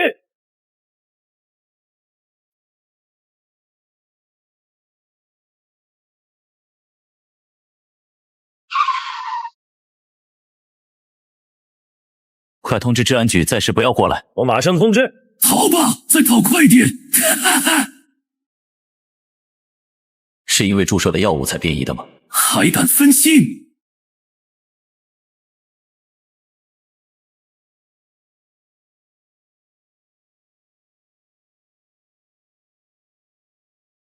什么情况？不是4个劫匪吗？怎么就剩1个了？这就是那4个劫匪。你确定这是4个？刚刚还是正常的，一转的就变成这样了。应该是这个东西的原因。传送到麒麟总部分析一下。青鸟，分析一下这个注射器里的残留溶液是什么成分。我马上处理。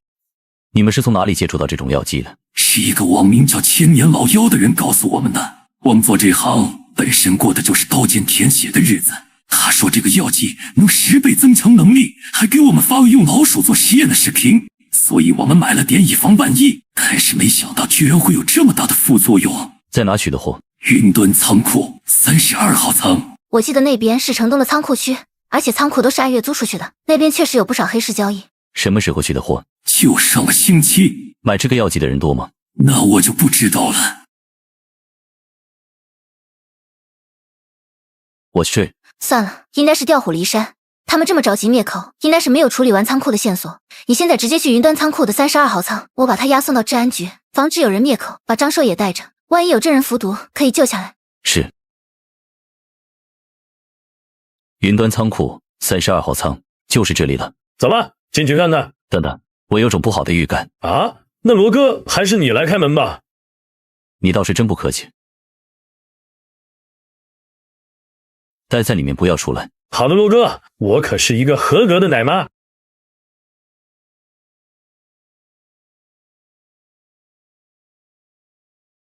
罗哥，贴上。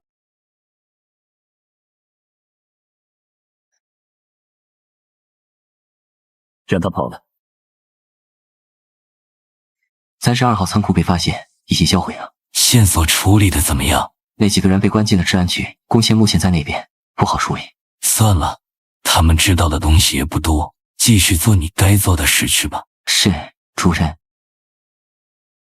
注射器里面的药剂预计明天下午才会出结果。不过32号仓库的主人和租客已经调查清楚了。另外，根据治安队的调查，32号仓的租客和主人已经确定，主人是吕应龙，当地的一个武馆馆主，名下财产不少。类似仓库这类财产的租赁业务都是交给手下的人打理的，而且双方交易都是通过线上的 APP， 暂时不能直接证明他们和这个事件有直接联系。而租客的名字叫胡伟杰，根据抓回来的那几个犯罪分子交代，这个人是道上的清道夫，专门替别人处理后事，所以要以正常手段找到线索基本不可能了。考虑到我们现在人手不够，加上缺少信息类干部，所以我准备向上级申请援助。是要申请使用河图洛书吗？是的，你们的意见呢？啊，河图洛书那是什么？河图洛书是华夏10大龙级秘宝之一，本体是一只巨大的龟壳，上面刻印着华夏所有山川河流的地图，只要把想要寻找之人的信息上报上去，河图洛书就能定位到具体位置，不过前提得是在境内。要发动这种级别的定位能力，恐怕消耗也不小吧。没事，消耗的功勋我出，反正我功勋多的用不完了。要不还是等妖姬检测报告出来再申请吧，说不定根据检测报告能得到其他线索。而且就算现在我们能抓到胡伟杰，也不一定能找到他背后的人是谁，还容易打草惊蛇。说的也是，那就等检测报告出来再决定吧。整齐了，可以开始汇报了。你们这次送来检测的液体，因为注射器残留的溶液不多，加上环境因素影响，有些元素没有分析出来。不过主要成分都已经能确认了，占比最大的成分是一种纯度很高的营养液，但是这种营养液需要稀释100倍以上才能被人体吸收。第二种主要成分是异形虫清液，但是异形虫清液只存在于异态虫还处于卵形态的时候，按照这些残留溶液里的比例和单个异形虫卵能提取出清液的数量，估计要提取出满足这一剂量的溶液，起码得上万只异形虫卵。所以我怀疑有人正在大量培育异形虫。如果是真的，那这件事的严重性恐怕不亚于14世纪欧洲的那件事。那次事件的罪魁祸首培育了大量带有腐毒的苍蝇，让一个中小型的城市直接化为了死城。我好像在麒麟系统看到过这次事件的记录，代号是别西卜。异形虫清液没有其他获取渠道吗？我记得麒麟和一些其他研究机构也有在做异形虫的研究工作。异形虫的防护等级在我们研究单位属于特级防护，每次参与研究的人员进出都需要全身扫描，不存在会有泄露的情况。那就麻烦了，如果真的有人在大规模培育异形虫，恐怕这次任务等级得调整为虎级。可是他们几个人融合到一起了又是什么情况？他们应该只有一个人注射了药剂啊。这个应该和那3种没有鉴定出来的元素有关，现在禁果出现的越来越频繁，超乎常理的东西也越来越多，所以这个问题我暂时无法解答。我有个推测。什么推测？有人在制造可控的异形虫，而且还是可以融合的异形虫。之前银城爆发的事件可能只是一个实验。不用讨论了，现在只有胡伟杰这一个线索，马上去申请河图洛书。不管是哪种推测，现在的情况我们都拖不起。我现在就去走加急申报。你说我是人还是仙？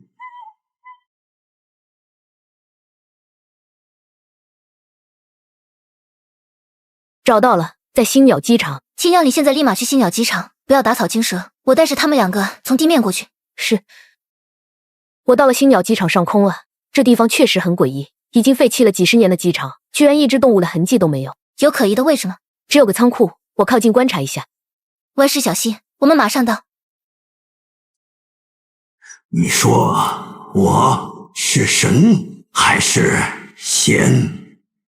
糟了，身体完全动不了，说话也被限制了，只能说仙或者神2个字。怎么办？宫队他们起码还得10分钟才能到。青娘，怎么样？有发现其他东西吗？你说我……罗峰，快把七鸟传送回来。是。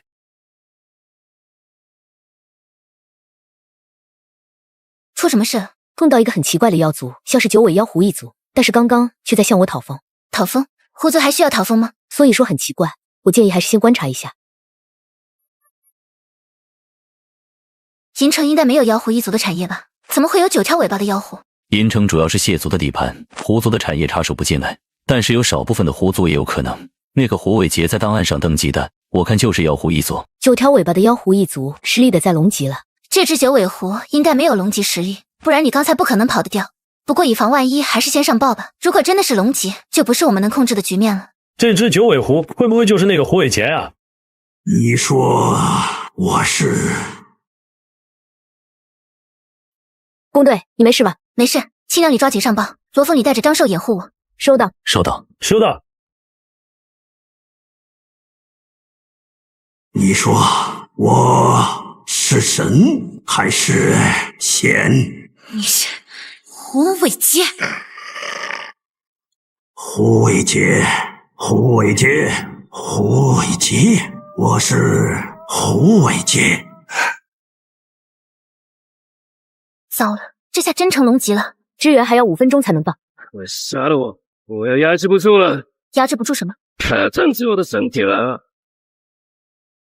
nice， 线索又断了，我来帮你解脱。你压制他的意识，不要防御。罗峰，你看准时机，用你的泡泡把所有的燃烧弹扔过来。收到。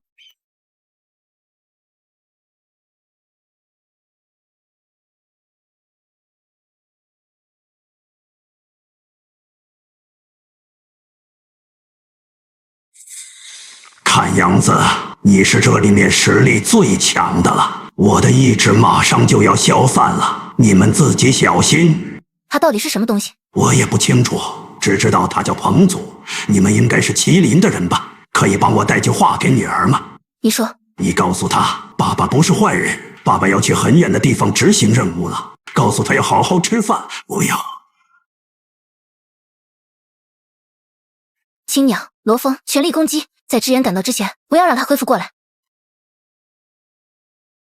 主人有何吩咐？完美生物被麒麟的人找到了，你现在马上去处理，必要时可以全部杀死，绝对不能让麒麟得到活的完美生物。靠我一个人的力量，恐怕难以完成此次任务。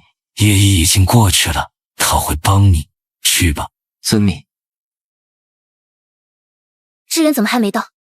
上面传来消息，传送法阵出现了问题，让我们尽量把战场往远离城市方向带，他们会尽快修复传送阵。真不靠谱，还指望他们能来帮忙活捉这个怪物打探情报。龚队长，我可以通过吸收目标血液获取一部分目标的记忆，我想试试能不能搜集一些情报。你还有这个能力？是上次吸收完盘古之血后觉醒的新能力。那你试试吧。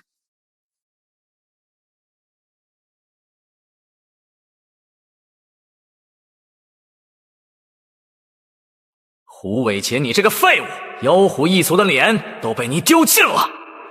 你小子心思很细腻啊，要不要来帮我？我可以帮你突破自身的血脉极限。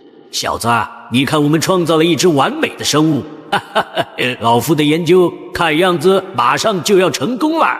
这管试剂可以帮你突破到8尾，切记不要沉迷其中的力量。什么时候使用，你自己决定。臭小子，快跑！快拿着我的试剂跑！他们要来了。女儿，爸爸对不起你，爸爸不能让这个生物跑到银城里面去。彭祖，你不是要吃了我吗？来，让你吃个够。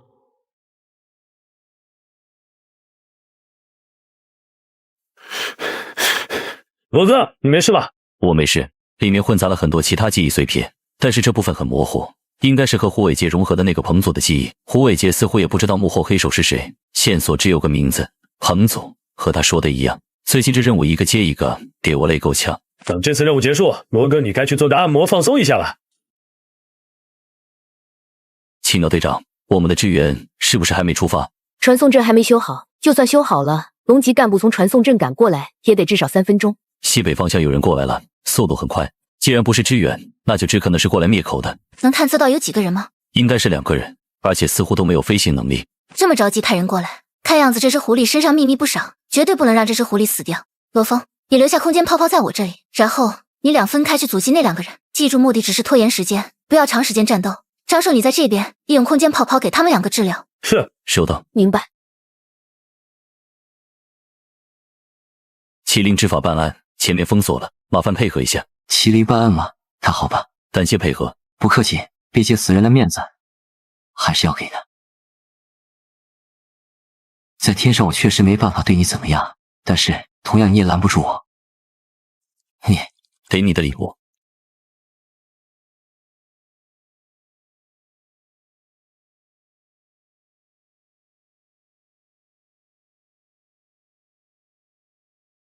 糟了，你俩什么都不用管了，赶紧跑！这个气息是足以绞杀龙级生物的上位魔法，跑，赶紧跑！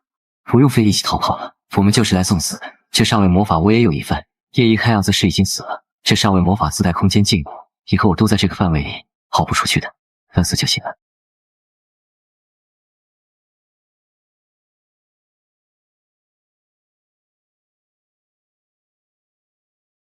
等死不见得吧。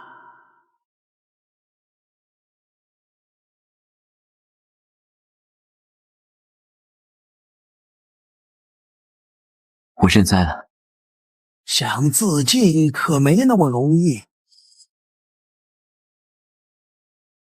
这就是盘古化身神通吗？你还知道这个？看样子你就是上次获得盘古之血的罗网了，确实挺年轻的。这个东西给你，记得没人的时候再偷偷拿出来。这是什么？他的全部家当。走吧，先去和宫茜会合。宫茜，好久不见了。怎么是你来？我还怎么？不是我刚刚，你们可就危险了。切，你来了就交给你了。罗峰、张少。这不太好吧？走吧走吧，帮我这么长时间，你们也该休息。青鸟留下来帮忙就行了。那我们就先走了。走吧走吧。照你这么说，这只龙级生物是有人创造出来的？是的，而且似乎与一些特殊种族的血脉后裔融合后，能激活他们更深处的血脉。马上通知下去，不惜一切代价要找到这个人。我马上安排。等等，另外加一条，绝对不能让他落入敌国手中。明白。罗哥，啥事啊？怎么这么神秘？这个是昨天来支援的那个将军给我的，让我等周围没人的时候偷偷看。这啥？他说是被抓的那个人的全部家当。我操，那岂不是赃物？咱们发财了呀！其实严格来讲不算赃物，麒麟的守则里有，在追击违法人员的时候缴获的赃物，成员可以私下处理，也算是对麒麟人员追击一些危险人员的变相激励了。啊，这也行？毕竟这和治安队不一样，超凡者的危险程度不是普通犯罪者能比的。其实麒麟几乎每天都有人员重伤或者死亡，只是我们所在的片区相对安全，加上你的能力特殊，所以感觉不到。其实还是知道一些的，上次狗头山任务的报告我也看了。还是先来看看这个吧，这玩意怎么打开啊？罗哥，你不知道吗？不知道啊。要不问问金队吧，我来扣他。正在接通狮子光。队长，最近身体恢复的怎么样了？好的差不多了，吓我一跳，还好是你不是那个柯南。队长，确实是我找你有事。说吧，什么事？这个要怎么打开呀？这就是普通的空间装备，不知道密码的话接入麒麟系统就行了。你从哪整的？这玩意儿是赃物吧？是一个叫金大金的将军上次任务的时候丢给我的。这死老头子，行吧，你自己探索吧，我还得疗伤哇。快，接入麒麟系统，看看有哪些宝物。我还是第一次在现实中舔包。正在接入小型空间系统，已获取空间清单，是否打开？打开。当前空间物资估计价值1亿。我操，罗哥，我眼睛没花吧？这多少个零啊？没花，我也是第一次见到这么多钱。罗哥，我突然感觉有钱好像也就那样了。你等我先缓缓。收到群发邮件。本周6，银城郊区将会为狗头山事件牺牲的人员举办葬礼，各位手上没有任务的成员尽量到场。另外，由于他们是因为恶魔诅咒的寂然死亡，所以无法留下尸体，希望各位内部人员在与逝者家属谈话时注意这一点。罗峰，葬礼结束，你单独来找我一趟。是。单独叫你过来，其实是想问问你还缺什么。你的成长速度总部看得见，一些普通的奖励我们觉得对你来说已经没有必要了，所以准备直接问问你的意见。我确实有一件想要的武器，那武器就在麒麟总部的超凡收容所里面，编号应该是033，代号叫大火炎焰焚天刀。你还真会挑，这个你不能用，还有其他的吗？我看那个武器的介绍，是可以靠燃烧寿命来爆发出龙级都难以抵挡的高温。我知道吸血鬼也有寿命，所以不会无脑使用的，而且也可以给张寿用，毕竟他每天都可以刷新状态。如果只是吸收生命力的武器，肯定会直接给你的。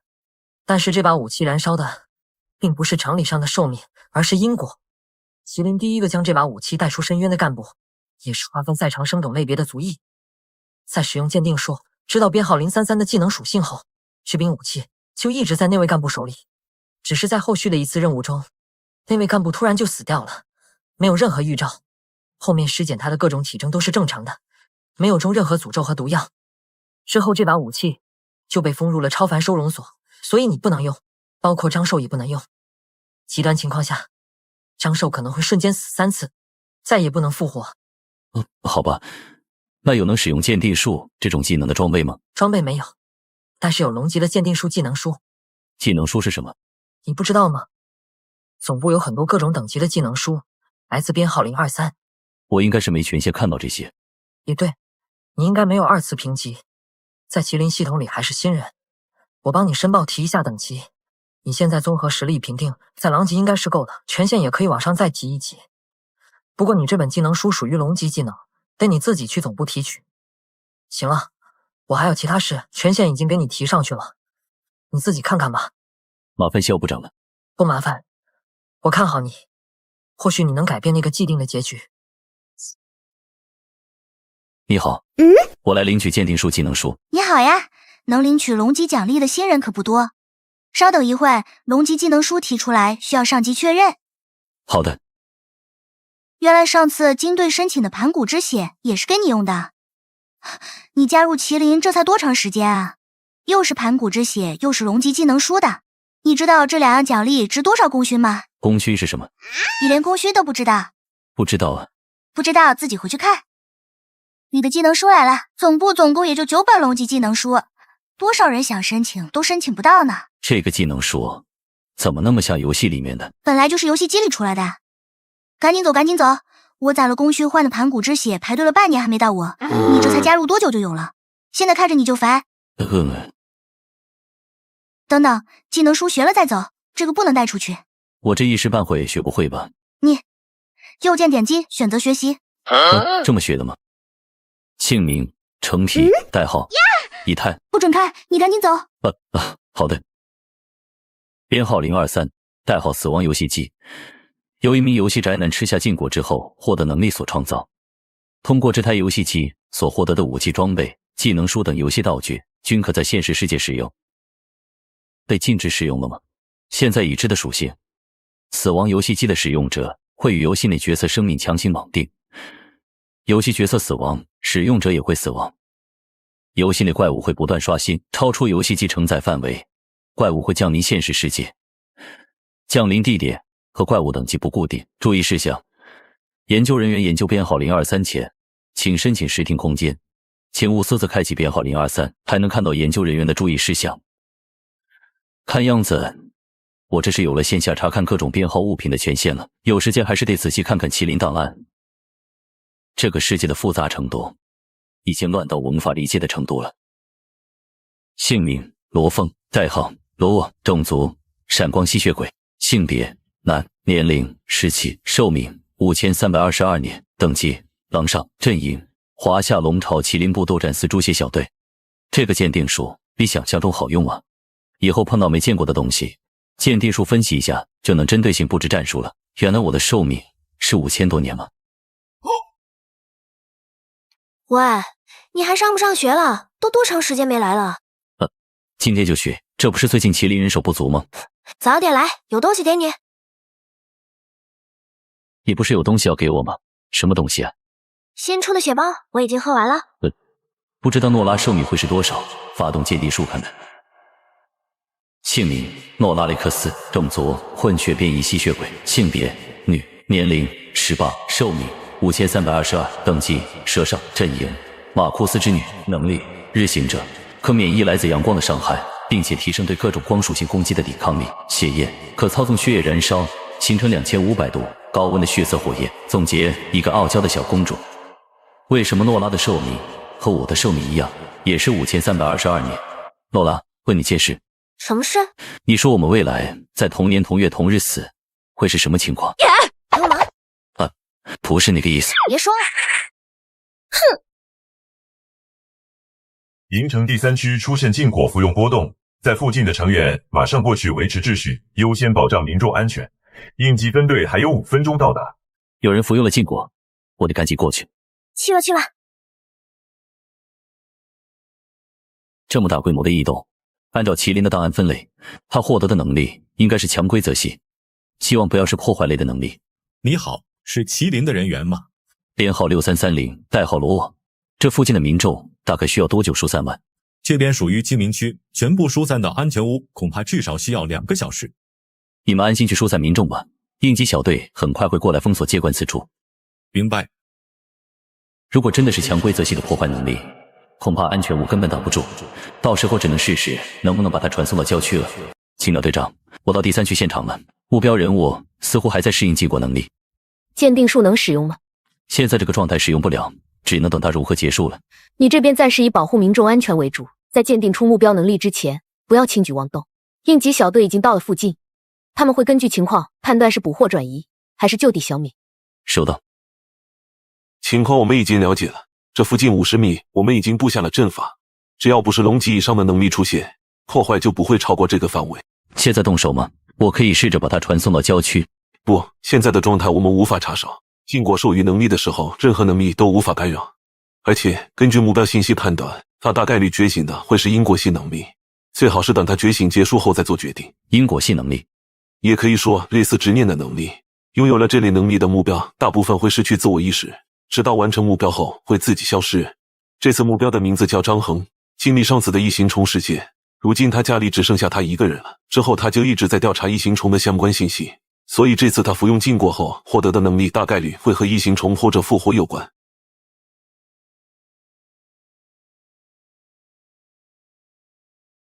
鉴定术，姓名张和，代号异形虫狩猎者，种族鬼人，性别男，年龄38，寿命0，等级狼上，阵营5，能力虫族杀手，能够精准锁定所有异形虫，在攻击对象为异形虫时，自身能力会不断提升，直至杀死目标，同时限制自身只能以异形虫作为对手。毁人之躯，奉献一切所获得的诅咒之体，在杀死所有目标生物之前，绝对不会死。总结，所有异形虫都得死。确实是和异形虫相关的能力，所有技能都是为了绞杀异形虫，但是为什么寿命是0？寿命是0吗？那我们可以撤退了。这类觉醒者都是执念太深，为了执念放弃了自己的所有，包括生命。执念完成后，他会自行消散的。也是个可怜人啊。单独叫你过来，其实是想问问你还缺什么。你的成长速度总部看得见，一些普通的奖励，我们觉得对你来说已经没有必要了，所以准备直接问问你的意见。我确实有一件想要的武器，那武器就在麒麟总部的超凡收容所里面，编号应该是033，代号叫大火焰焰焚天刀。你还真会挑，这个你不能用，还有其他的吗？我看那个武器的介绍，是可以靠燃烧寿命来爆发出龙级都难以抵挡的高温。我知道吸血鬼也有寿命，所以不会无脑使用的，而且也可以给张寿用，毕竟他每天都可以刷新状态。如果只是吸收生命力的武器，肯定会直接给你的。但是这把武器燃烧的并不是常理上的寿命，而是因果。麒麟第一个将这把武器带出深渊的干部，也是划分赛长生等类别的族裔。在使用鉴定术知道编号033的技能属性后，这柄武器就一直在那位干部手里。只是在后续的一次任务中，那位干部突然就死掉了，没有任何预兆。后面尸检他的各种体征都是正常的，没有中任何诅咒和毒药。之后这把武器就被封入了超凡收容所，所以你不能用，包括张寿也不能用。极端情况下，张寿可能会瞬间死3次，再也不能复活。好吧，那有能使用鉴定术这种技能的装备吗？装备没有，但是有龙级的鉴定术技能书。技能书是什么？你不知道吗？总部有很多各种等级的技能书，来自编号023。我应该是没权限看到这些。也对，你应该没有2次评级，在麒麟系统里还是新人。我帮你申报提一下等级。你现在综合实力评定在狼级应该是够的，权限也可以往上再提1级。不过你这本技能书属于龙级技能，得你自己去总部提取。行了，我还有其他事，权限已经给你提上去了，你自己看看吧。麻烦肖部长了。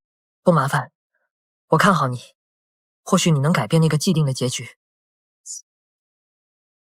你好，我来领取鉴定术技能书。你好呀，能领取龙级奖励的新人可不多。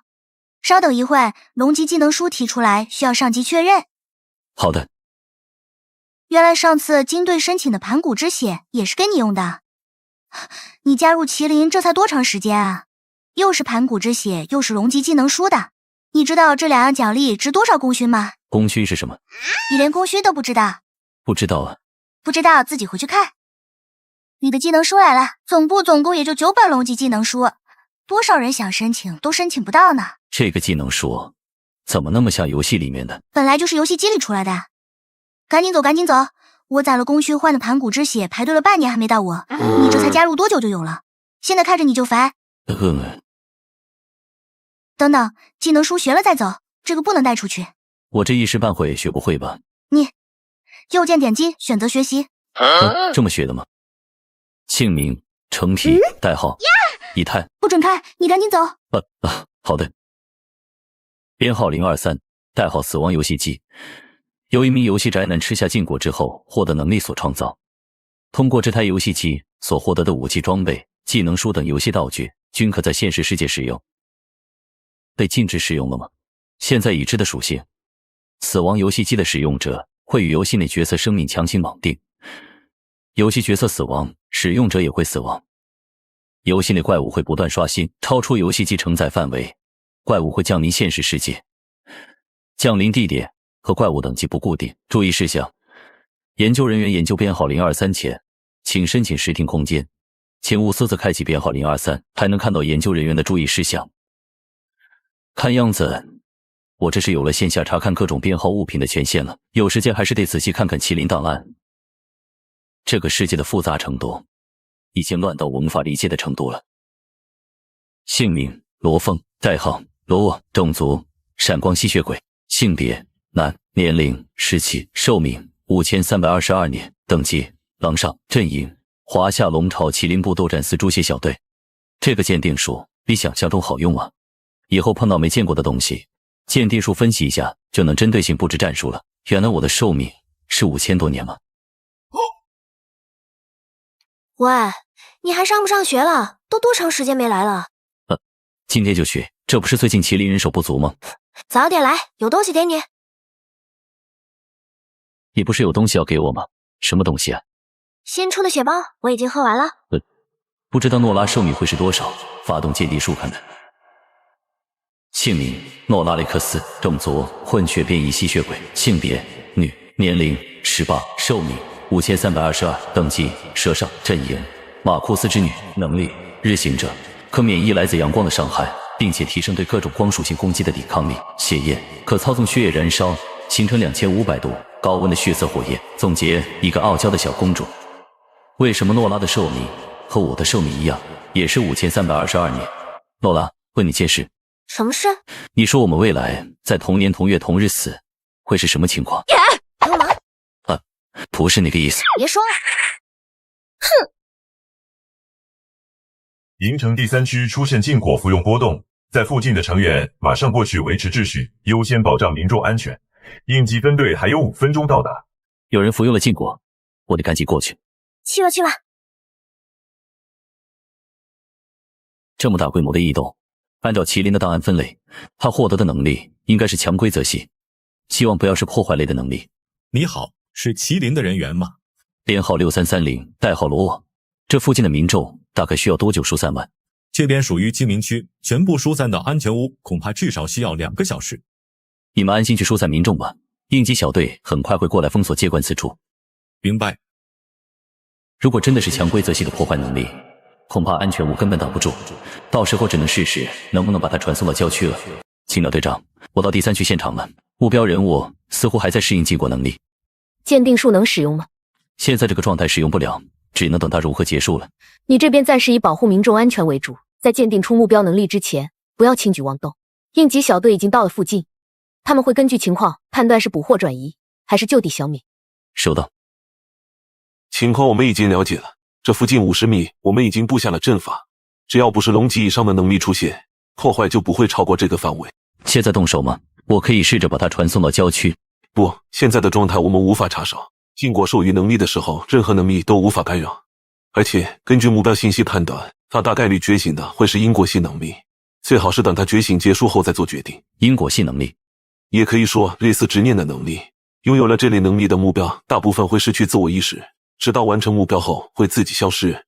这次目标的名字叫张恒，经历上次的异形虫事件，如今他家里只剩下他一个人了。之后他就一直在调查异形虫的相关信息，所以这次他服用禁果后获得的能力大概率会和异形虫或者复活有关。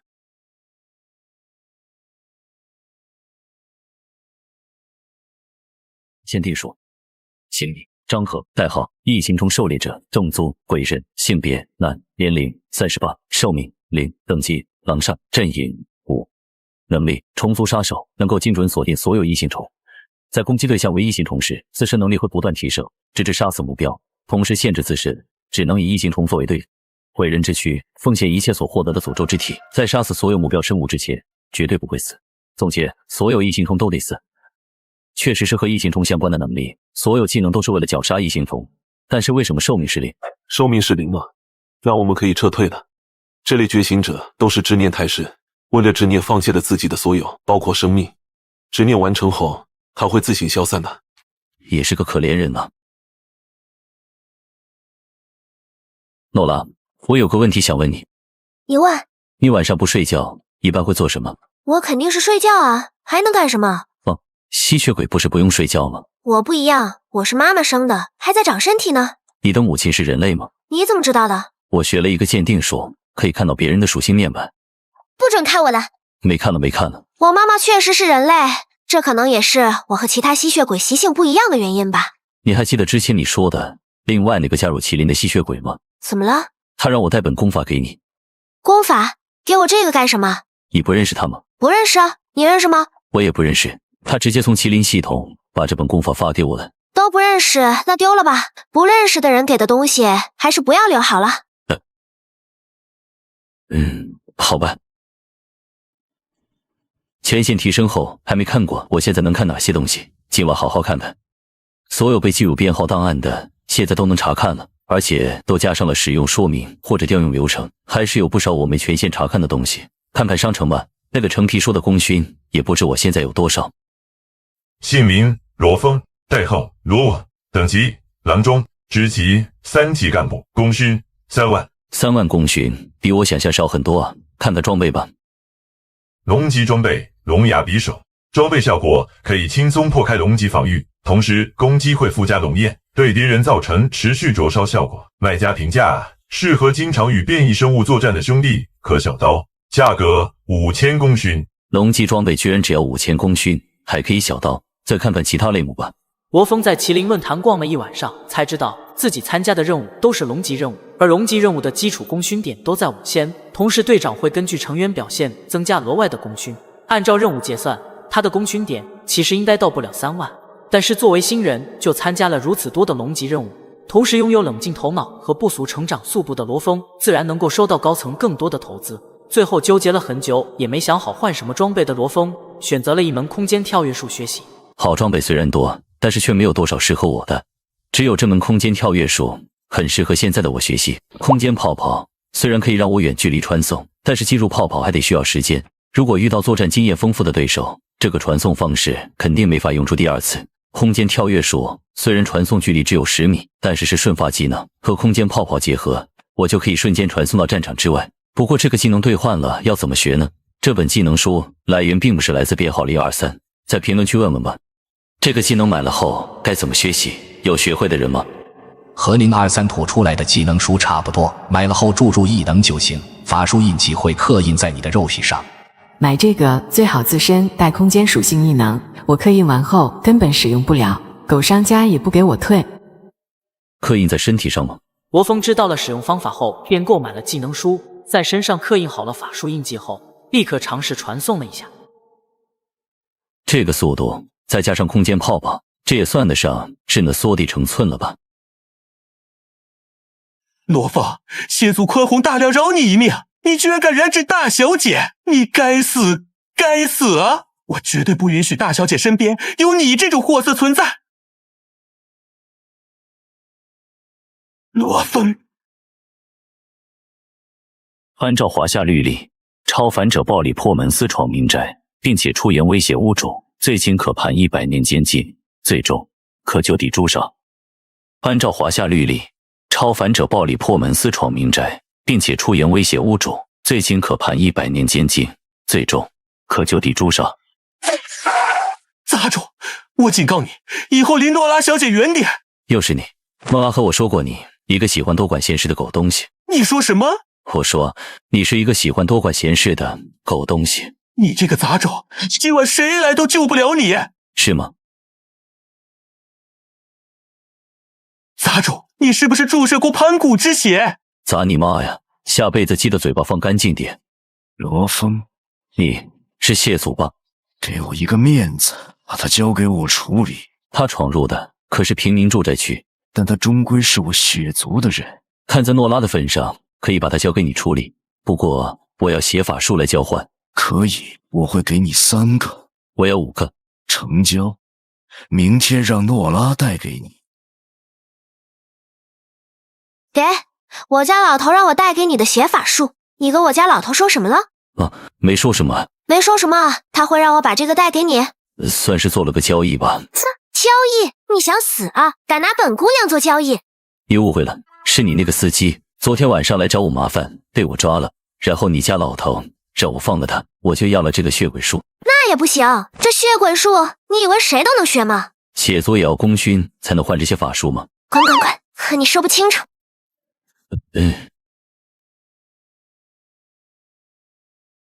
这就是血族的血鬼术吗？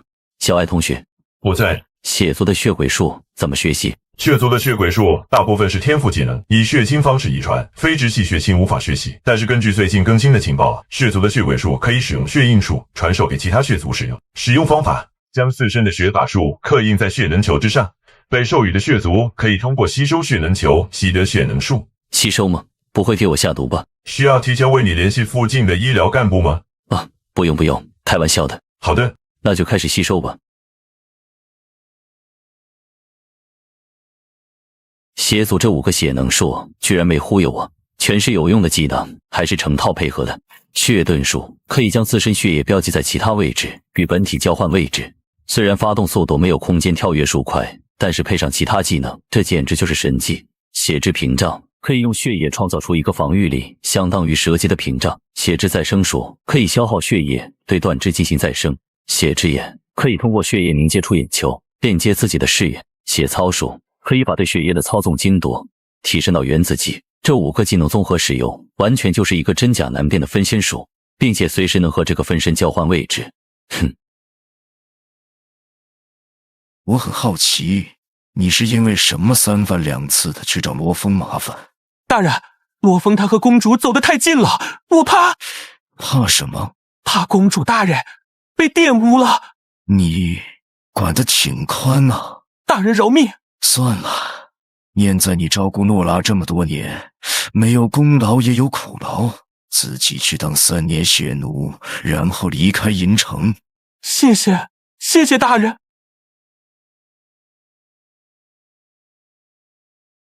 这么晚叫我出来，有什么事吗？也没啥事，就是突然有些感慨。罗峰，念完高中你有什么打算吗？暂时还没考虑。你呢？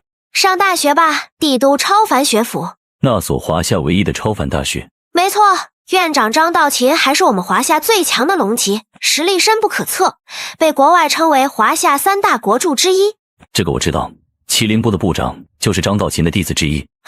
可惜我的实战课差的有点多。实战课一共分为3门，个人竞技、团队竞技和实力测试，每科各100分，你才110分。没办法，个人竞技我一直是垫底，只能拿20分。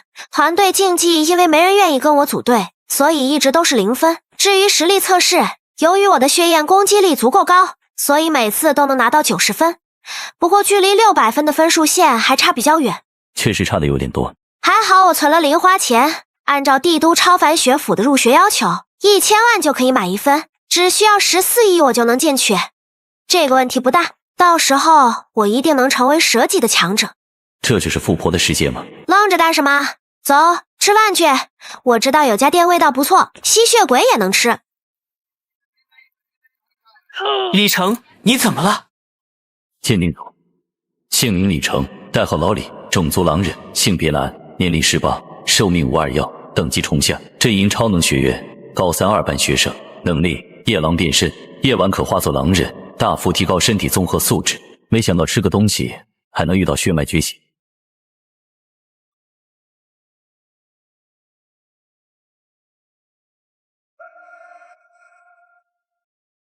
没事了，大家继续。我还是第一次见到血脉觉醒。差不多，其实以前我也幻想过，我祖上会不会有什么特殊血统，到我这一代突然觉醒。我还真怀疑有这种可能，毕竟整个华夏有超过20%的人拥有隐性超凡血统，只是能够激活血脉的人比较少而已。战警部队，好小子，刚觉醒的这么大块头，这小子我就带走了。你们那边别想抢人啊，我们部队现在是真缺人。哦，张队，这个我说了不算，麒麟有等级超凡者的职责，你肯定瞒不住。我不管，这小子我要定了。他想招揽狼人，他养得起吗？估计会天天哭穷，光是让夜狼进化成银狼，就得需要大量白银，而白银价格被血族炒到了天价，更别说战狼、魔狼和狼王这些级别。别忘了，你现在也是个吸血鬼。不知道最近麒麟内部有没有什么大新闻？小爱同学，调取最近内部新闻事件。好的，正在读取中。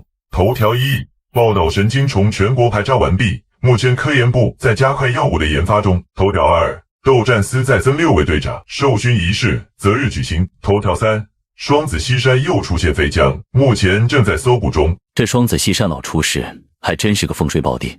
讹我！青鸟队长，东郊山区出现异常超凡能量波动，你过去处理下。收到。波动的地点应该就在这里。不对，这气味。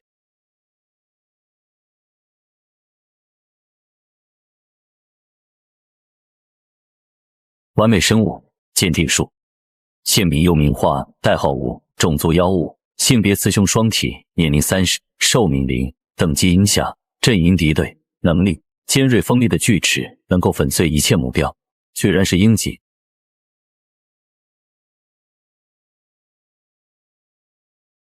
吸收盘古之血能获得新能力，那吸收完美生物的血液是不是也能获得新的技能树？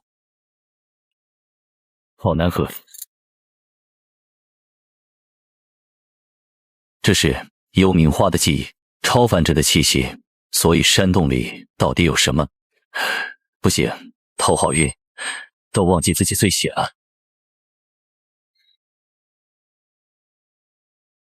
还好这里没有其他超凡生物，下次不能随意吸血了。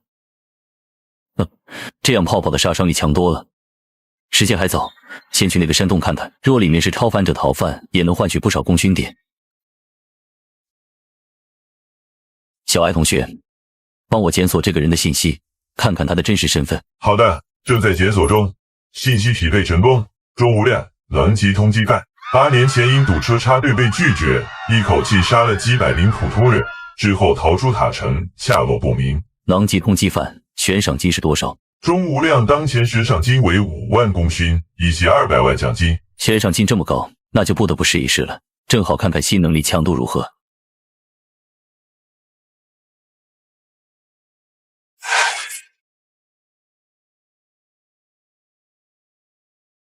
没想到还能爆装备。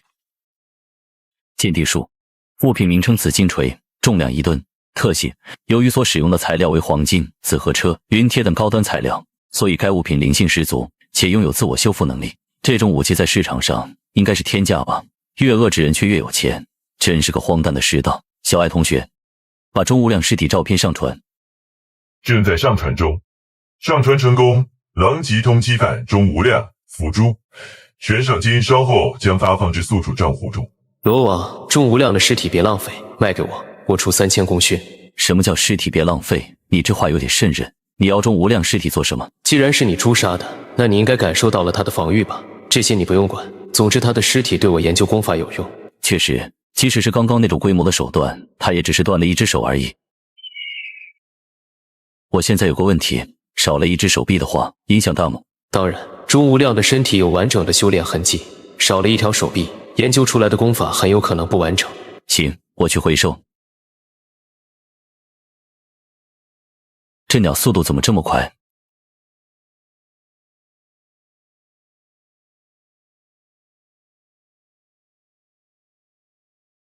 光顾着追这只鸟，都不知道追到哪儿来了。警告！警告！当前位置处于禁区，得赶紧传送离开。当前位置处于禁区。这是姓名吉龙，代号无，种族龙，性别无，年龄、寿命、等级、阵营、能力全都是未知。这还是第一次鉴定到全是问号的情况。这个鉴定术是龙级鉴定术，理论上只能鉴定龙级以下的生物属性。难道这头巨龙的实力已经突破龙级，达到了传说中的神级？禁区果然危险，还好他并未对我有杀心。该走了。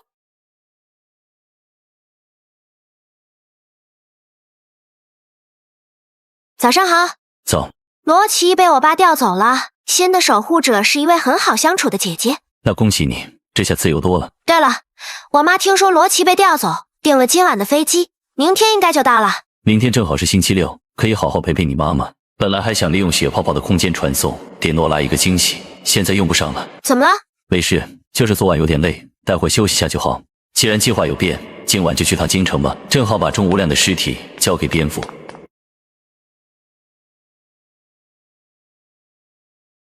不愧是帝都，到处都是强者的气息。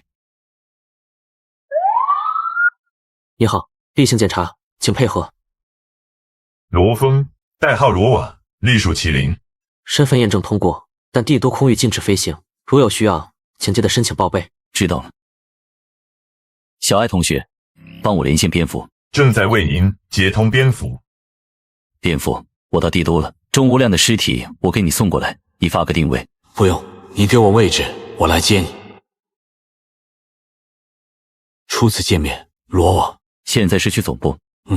你比我想象中要冷淡，你也比我想象中要斯文。这有什么用？我给他注射了极少量湿气混合液，接下来24小时内，他的尸体会僵尸化。这个过程中，他的细胞会自动修复损伤的部分，尤其是充满湿气的经络。根据湿气的浓度，就可以判断强弱，以此推演出他修炼的经络路线。听起来似乎有风险。做实验本就不存在100%安全。再说，这里是总部，有什么好担心的？也是，总部大佬如云，小小的僵尸掀不起风浪。他现在体内还有血液，你要来一口吗？我还不至于饿到这种程度。你忙，我撤了。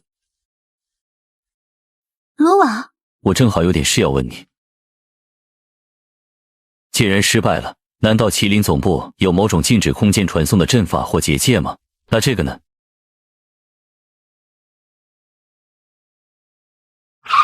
见到我你跑什么？空间传送，罗瓦，你怎么做到的？这样，然后那样，就做到了。我没跟你开玩笑，你知道总部的空间有多少层阵法和结界吗？别说是你，就算龙级大佬来了，都别想用空间能力，甚至是任何神器都不可能传送进来或离开。你不好了，出大事了！罗网，以太说的都是真的吗？你再传送一次试试。看来你真能从总部传送出去，你先返回总部，我们有事要跟你说。好。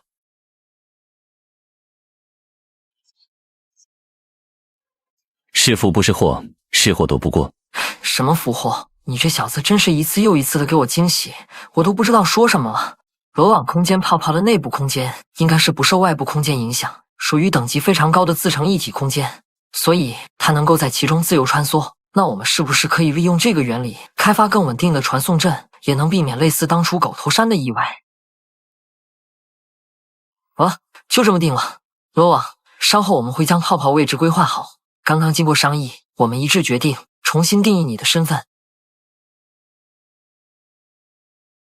罗网，麒麟对你的评级已经更新，你现在仍留在猪血小队，但你的直属上司是我，之后支援司司长会带你去6大禁区放置空间泡泡。只是放了几个泡泡，居然让我的排名升到了33，而且还将我的福利从基础级提升到了栋梁级。我现在不用考核，排名已经晋升到33了，你不恭喜我吗？你别说话，我人有点晕。那你晕吧，我先回家了。栋梁级可以每个月申请使用一件副作用已有解决办法的收容物，不知道超凡收容所里边有没有我能用得上的东西。小爱同学，打开超凡收容所页面，编号034，代号鳄鱼预知梦，类似安眠药剂，服用后可做预知未来的梦，且必定是噩梦，同时结果无法修改，看来是一件不太吉利的道具。编号035，代号自我驯化式笔记，将目标写到笔记本上面后，会潜移默化影响书写者，慢慢朝目标前进，不过无法承载超过常理的目标，例如成神之类，否则身死道消。但要是我在上面写上成为一个不被笔记本驯化的人，不知道能不能卡笔日记。编号035，等等，我为什么要往下看呢？在033焚天刀前面应该还有不少强力收容物。越往上，收容的东西果然越变态，不过副作用也强得可怕，而且还有这么多收容物没有找到解决副作用的办法。编号020，代号青铜神树，一件非常古老的神器，神树9根枝条上有9只青铜鸟，任何人只要将血滴在青铜鸟身上，青铜鸟就会化作金乌，永远悬挂在滴血者上方。一只金乌就相当于一个正午时的太阳，这样的话，我觉醒天赋的时间是不是就能大幅缩短？禁止申请的收容物得想想办法。你小子大清早就给我打电话，吵到我睡觉了，知不知道？跟我来了，带你去收容所。有个事没跟你说，你掌握鉴定术之后，应该发现了吧？5322这个数字。我看到不少生物的寿命都是5322，除了那条棘龙是问号。5322也许是我们这个世界的极限。那5322年之后会发生什么？不知道，或许世界会毁灭，也有可能被深渊彻底吞噬。每年都有大量人才进入深渊，寻找拯救世界的方法。每年麒麟都有10个以上的鹰级精英进入深渊，或许他们没死，但我没见过他们出来。走吧，快到了。去吧，只允许拿1只金乌。按照这个强度，原本周末才能觉醒的天赋，估计再过几个小时就能觉醒了。走吧，这里不能久待。部长，青铜树上的金乌是活物。居然，麒麟曾对这棵青铜神树的金乌做过研究，为了寻找解除副作用的办法，得出了结论：这些金乌就是一团光。没想到，只有活物，我才能将其困住。这事儿不简单，你自己先回去吧。以后就叫你阿坤吧。有自我思维，还真是活物，看来可以调教一番。无感敏锐带来的副作用有些大，本来想积攒能量，干盘骨不死神通，现在看来不得不先将超级大脑激活，这样才能处理信息时不超负荷。居然能闻到1000米范围内的气味，这是诺拉的气味。她就是诺拉的母亲吗？原以为诺拉的母亲是超凡者，没想到只是一名普通人。不过能和血族公爵在一起，说明诺拉的母亲不简单。算了，这也不是我现在该操心的事。龙王，有空吗？请你吃个饭。好，地址发我。这家饭店味道确实不错。那是自然，这家店的厨师据说有食神传承，其中一个能力就是食神之舌，可以分辨食材最细微的味道变化。全国各地说自己有食神传承的店，没有100万也有80万，还是算了吧。不一样，我觉得这家很真实，你尝尝这个菜。张哥，你待会儿问下服务员，这东西的原材料从哪儿来的？怎么了？其他人可能闻不出来，但我有超级嗅觉，上面有尸气味。尸气味？你的意思是，很有可能是这道菜原材料产地的问题？没错，气味掺杂在食材里面，不像是新沾染上去的，应该和这家店没关系。而且这尸气味有些年份了。我明白了，我这就去问问。他们是在城南那边池塘进的货，要去看看吗？走，去看看。我担心池塘下面有僵尸。前几天我巡夜的时候，看到有小鬼在这捉泥鳅。如果池塘里真有僵尸，好在发现及时。张哥，通知你的人封锁现场吧。你的意思是？明白了。这僵尸的等级恐怕有些高，得摇人。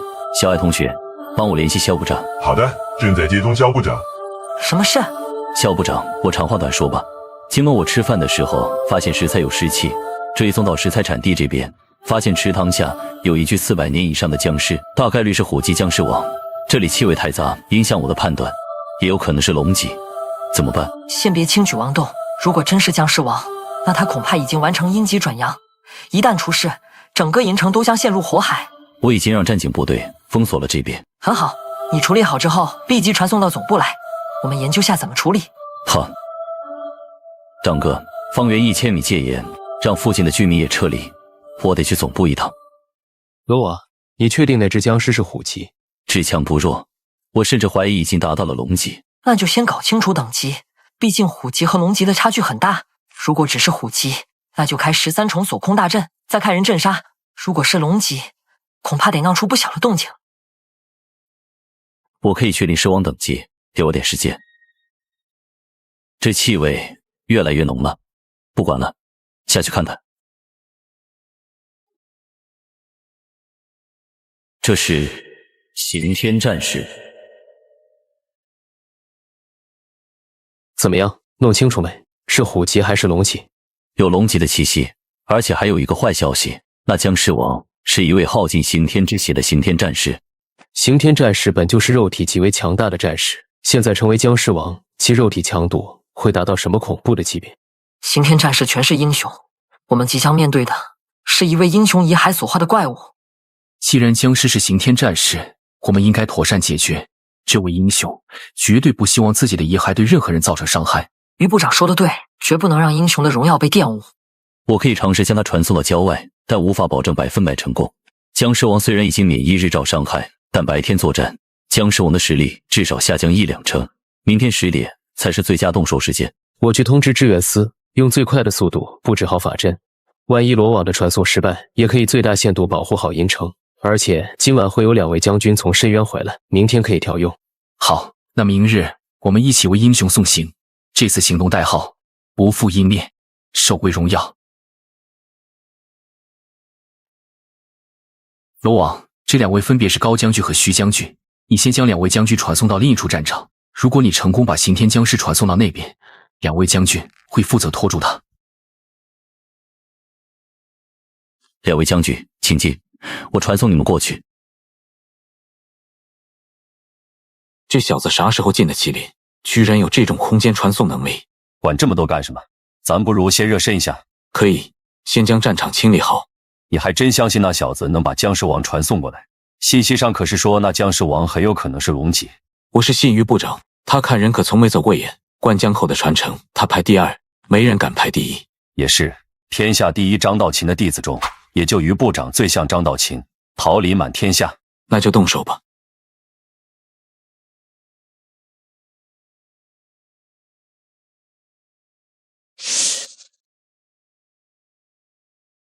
不好，部长，罗网他刑天僵尸王阴极转阳，出世之日必定赤地千里，火烧万物，普通人看一眼就会浑身自燃。罗网用空间泡泡笼罩他，就相当于用意识拥抱刑天僵尸王。传送。这家伙不好对付，管他这么多，先上了再说。怎么回事？他明明都没动过，我身上居然出现了伤口。老高，小心他身上的极阴转阳湿气，这股湿气温度极高，且无形无色，不好防御。你不早说，这气息你能判断出他实力在哪个层次吗？估计在我们之上，还好发现的早，不然后果不堪设想。动手！神魔真太岁，巨灵破山斧，万千老鹰。哇！罗网，把2位将军送回城里治疗。连2位将军联手都这么快落败，这僵尸王的强度已经超出预估了。见地术，居然是龙上的试炼。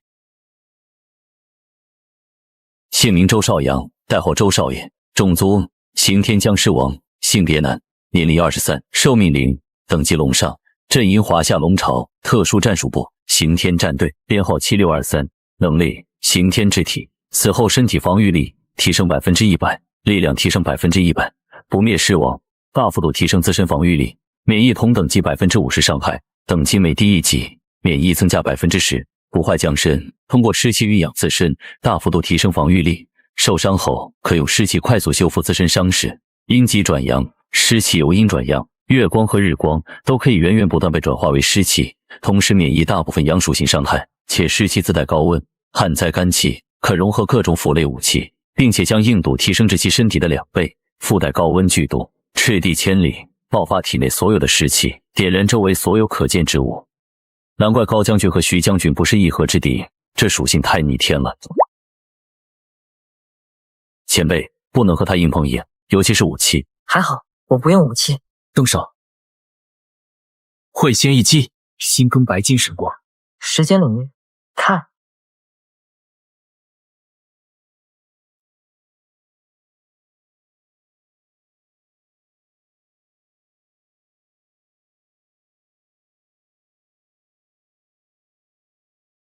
这么恐怖的威力，成功了吗？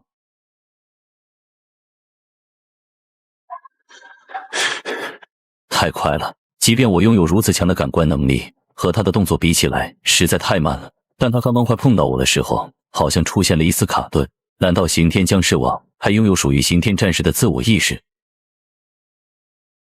超凡野兽的出现是打破世界平衡的最初现役，人类被这些超凡野兽无情猎杀，导致活动圈子不断收缩。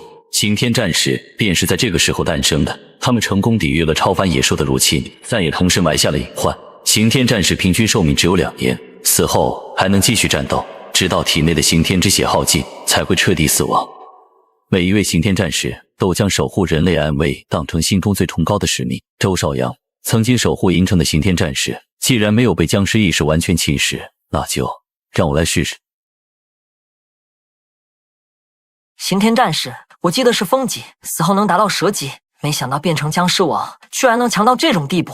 原以为武者僵尸和超能僵尸就够棘手，没想到还有高手。若不是罗网大胆尝试唤醒他人类的意识，我们估计要付出不少代价才能将其控制。先把刑天僵尸王送进超凡收容所，没有解决他体内僵尸意志之前，不能轻举妄动。罗网，这次你想要什么奖励？只要总部能搞到，你尽管提。功勋不够我来垫。奖励的事，这次就由我做主，把龙盾交给罗网，各位意下如何？部长，你是说那个有绝对防御力的龙盾？部长，龙盾是什么？龙盾也叫逆鳞龙盾，逆鳞是龙用来保护弱点，身上最坚硬的一块鳞片。深渊中有一种名为盾龙的龙种，其鳞片坚不可摧，而龙盾就是由他们的逆鳞所打造的终极防具。最重要的是，逆鳞龙盾的核心是一块来自深渊的神格，那是神级强者才拥有的东西，并且具有无限成长的潜力。滴血认主之后，逆鳞龙盾会一直伴随你成长。这么珍贵的东西，让我拿走合适吗？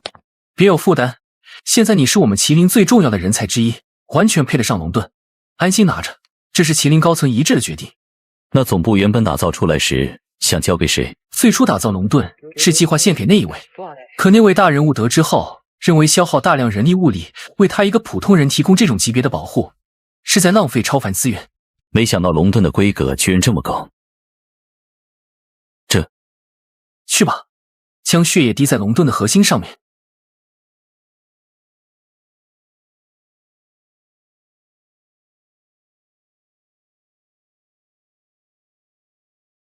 如果将空间血能注入龙盾的核心，是不是会有不一样的效果？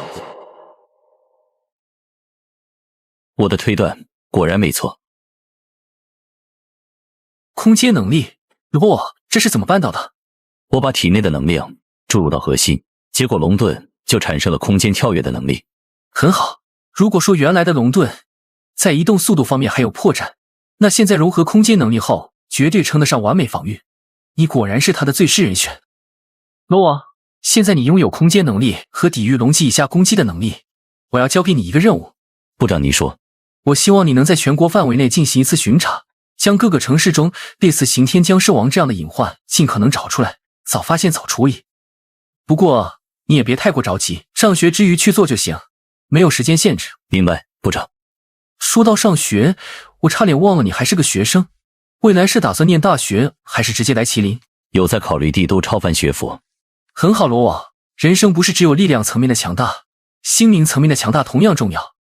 你经历的一切，最终都会化作心灵良知，使你变得更加强大。多谢部长教诲。等激活超级大脑，文化课肯定没问题。实战课的话，回去找时间和诺拉一起磨合一下。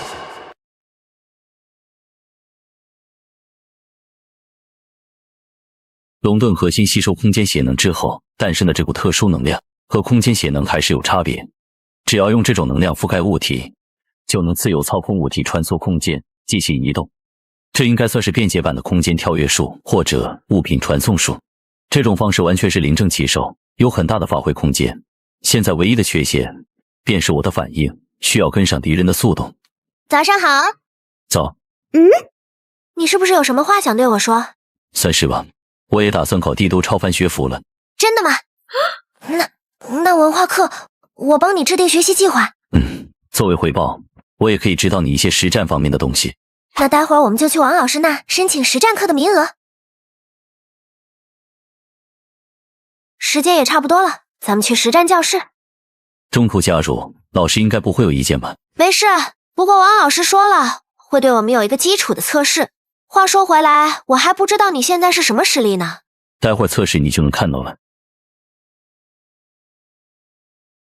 罗峰，那位就是实战课的王星诺老师。鉴定术，姓名王星诺，代号怪力大猩猩，种族人类，性别女，年龄36，寿命677，等级蛇中，阵营华夏龙巢，超能学院。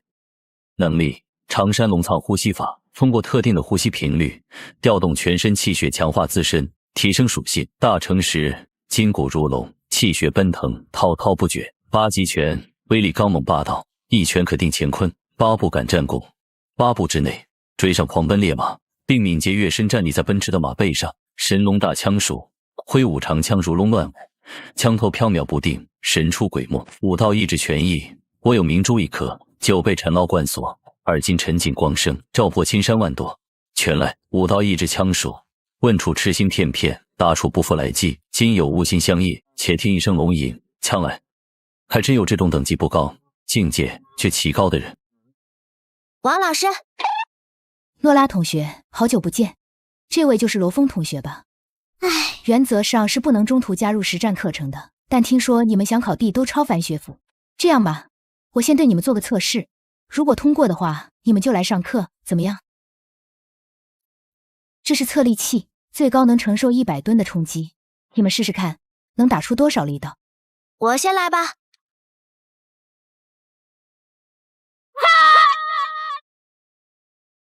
该你了，罗峰。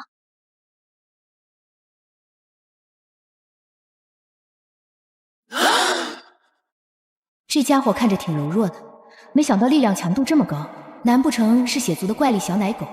罗峰同学，你让我很意外。现在来测试下破坏力吧，诺拉的破坏力还是相当可观的。开始吧。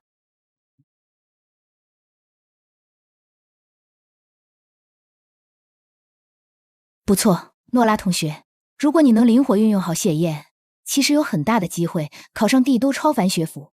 谢谢老师。罗峰同学，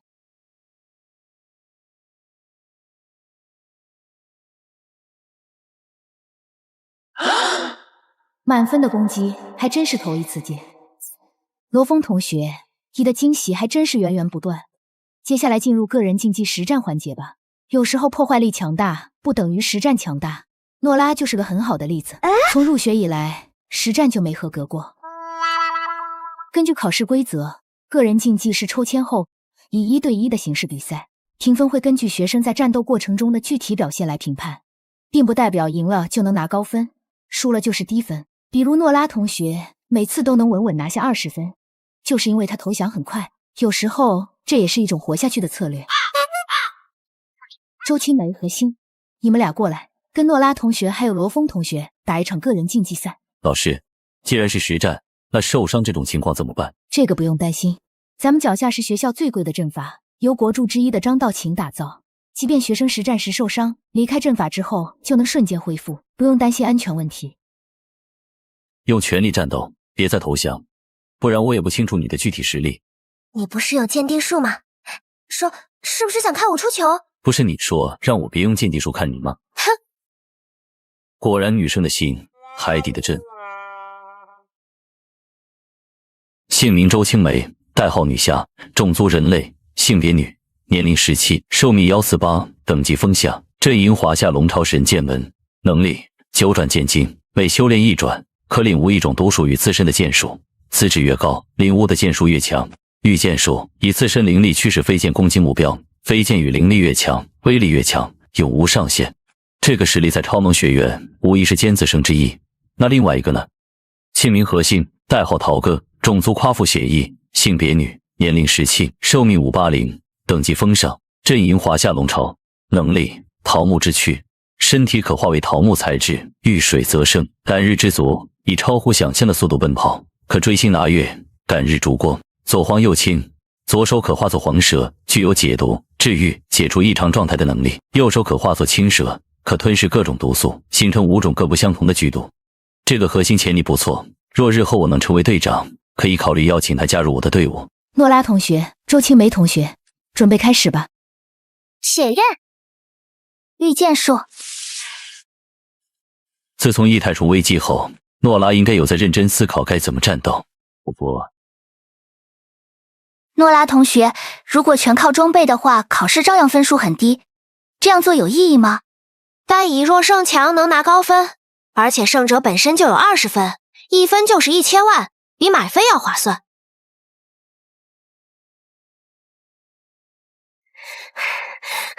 高级防护手镯，改良版的蟹族特制手枪，还有那些没展露出来的道具，继续比下去，我的灵力也不够用，我认输。诺拉胜出，周青梅落败。诺拉68分，周青梅55分。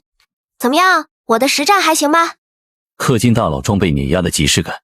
我可是从20分提高到68分了，只要能提升分数，再多钱也花得值。你这装备依赖太大，这样很难考高分。要是能将能力和装备融合，到时候评委老师才会给出更高的分数。知道了。罗峰同学，该你了。罗峰同学，我可不会留手，你小心了。来吧。好了，比赛结束。太快了。罗峰同学，可以告诉我你的等级吗？蛇下，确实比何星同学等级高太多。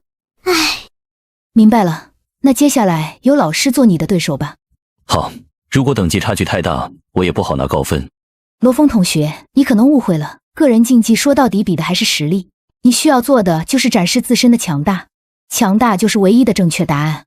老师的意思是，我不需要故意压制实力？当然不需要，能够秒杀敌人，为什么还要绕圈子？真正的战场上，局势瞬息万变。我听诺拉说你加入了麒麟，这个道理你应该也明白。个人竞技为什么获胜者无条件加20分，是因为超凡教育的理念只有一个，那就是获胜。如果不是为了胜利、实力提升的教学，将毫无意义。弱肉强食，强大即是正义。无论你使用什么手段，战胜敌人才是目的。明白了，谢谢老师的教导。那我们就开始吧。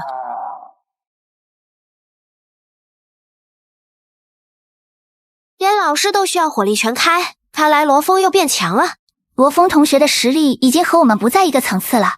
是啊，刚刚我甚至没看出来他放水了，可我依旧被免。这防御力太不可思议了。麒麟系统里所描述的那些境界，不知道对战斗力有多少加持。里面介绍说，剑修如果在剑意的加持下，同样一道灵气化作剑气后，威力可以提升100倍。不知道王老师如果用上全意，攻势会强化多少？王老师，如果可以的话，不用留手。好，那我便全力以赴。好强的气势！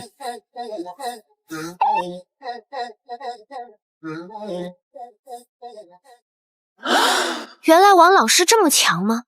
罗峰同学才叫强吧？王老师刚刚那一拳，换做我们任何一个，估计都嗝屁了。不知道罗峰同学和学生会会长虞美人他们比谁更厉害？虽然不知道这块盾牌是你的装备还是你的能力，但接下来这一击，你可不要勉强。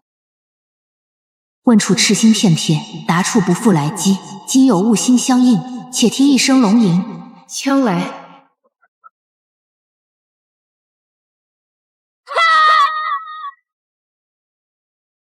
罗峰同学，你的实力远超我预料。王老师，刚刚若是没有龙盾，我恐怕不是您的对手。赢了就是赢了，没有什么如果。况且这还是在阵台内，战斗场地换成野外的话，我恐怕连锁定你的身影都无法办到。有权益和枪艺的加持，王老师虽然等级是蛇级，但攻击力已经远超正常的蛇级，甚至比鹰级还要强不少，大概在狼下左右。恐怖的天赋，王老师没有任何超凡血脉，也没有任何外挂，全靠脚踏实地的修炼达到这一步。本以为可以好好跟你打一场，结果连你的防御都破不了，多少还是有点挫败感。不过以你的实力，应该可以被帝都超凡学府特招。如果你有需要的话，我可以作为推荐人。特招？对，帝都超凡学府一直都有特招名额，年龄在18以下，等级达到蛇级以上的学生都可以被推荐参加特招考试，通过后可以直接被学校内定录取。如果是特招的话，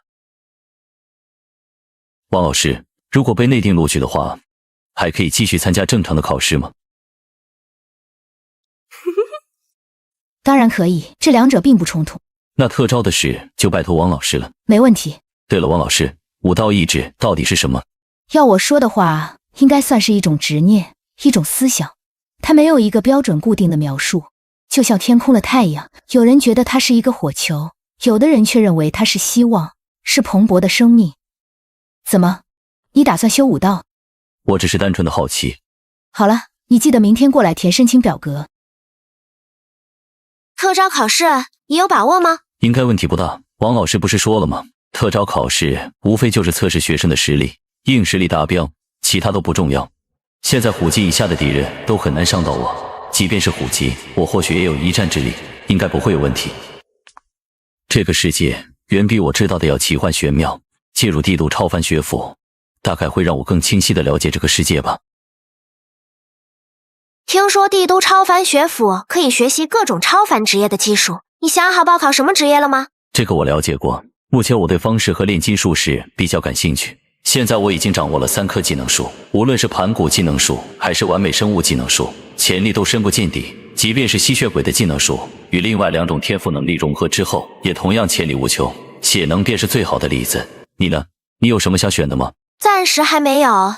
你在战斗中的反应稍有欠缺，我觉得可以顺着这个思路去考虑。既然反应不过来，那就用装备来弥补。周青梅在学校很强嘛，但你一人战胜了他。那是因为有法盾手镯，可它只是鹰级装备，高等级的防御装备很难买到。鹰级以上的超凡防具很少在市面上流通，各大势力都是内部消化。你可以考虑炼金术士，既然买不到成品，那就可以买原材料自己制造。有道理。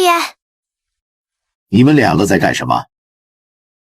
不好意思，看错人了。莫名其妙。走吧，或许真是看错人。差点犯大错，一个是麒麟的人，一个是马库斯的女儿，惹不起，惹不起啊！老罗，双子西山出现不少僵尸，你有没有兴趣？没兴趣，刚处理完一只能轻松毁掉银城的僵尸，暂时不想碰这玩意儿了。最近不知怎么回事，这边突然出现一堆僵尸，麒麟内部已经发出了高额功勋的除僵任务，你确定不来了？你们做吧，我就不凑热闹了。双子西山还真是块风水宝地，僵尸层出不穷，这么多年过去都没有调查出原因，还真是件怪事。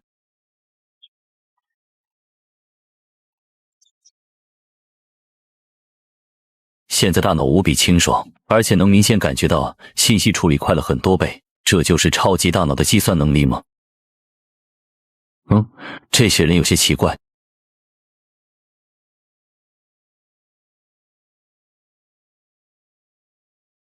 找到了，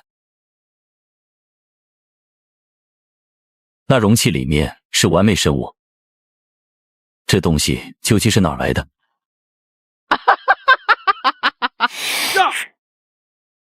还真够敬业的。不过这么大的地方，若里面全是这种完美生物，我大概率挡不住。小艾同学，我在，帮我联系于部长。正在联系渔猎部长。罗网，什么事？部长，我在银城发现疑似制造完美生物的秘密基地，完美生物数量未知，内部完美生物的等级也未知。为了安全起见，我需要支援。好，我现在派人过来。这种突然状况的时候，你的空间泡泡就能起很大作用。你小子可真是好福气，这么高级别又这么快的支援待遇，你还是头一个。可不是，也就你小子能享受下。于部长跟我说的时候，我都没带犹豫。你现在可是咱们麒麟的大宝贝。两位领导，咱们还是办正事要紧。这老人是彭总。自从完美生物001号逃脱开始，我就知道会有这天，只是没想到这天来的会这么快。小心，他是分身，想要自爆。总部检测到你们刚刚所在的位置发生剧烈能量波动，发生什么事了？我们找到了彭祖，但只是一个分身，在分身被我们控制后，有人引爆了事先埋在这里的巨量炸药。背后之人先不着急，你们先将这座完美生物工厂处理好。这些都是半成品，里面还有更多的完美生物正在苏醒。爆炸只是摧毁了关押他们的牢笼，还有一些奇怪的实验品正在从培养槽里出来。二位准备干活吧。没想到这么小一座工厂，竟然生产了这么多完美生物。好在这些完美生物的等级并不高，出事之前也没有大量外泄出去。这是虎级完美生物，刚刚那些是残次品，充其量也就狼级，而且我能察觉到在更深处还有等级更高更危险的完美生物。罗网，你能感知到下面那个怪物是什么品种和等级吗？那怪物在感知层面好像完全不存在，但我能确定下面有个很危险的东西，可能还不止一只。薛定谔的完美生物，乖乖，还真让他们捣鼓出了不得了的东西。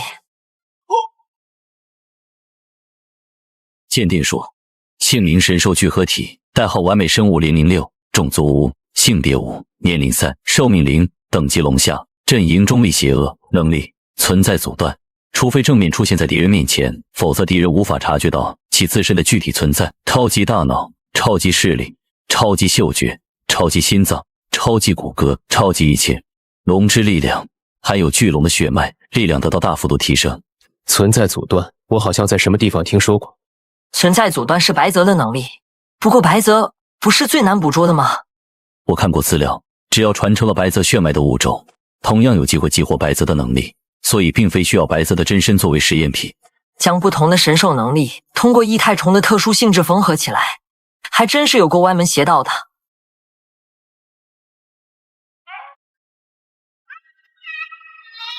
还好发现及时，不然真不知道会被捣鼓出一个什么灭世的怪物。异态虫的威胁，看来是场持久战了。先干活吧，把这里的威胁先清除掉。没想到吸收这种拼凑出来的完美生物血液，也能获得新能力。七窍玲珑心，通过七窍可以将血液转换为最终原血，凡我血液，皆为我身。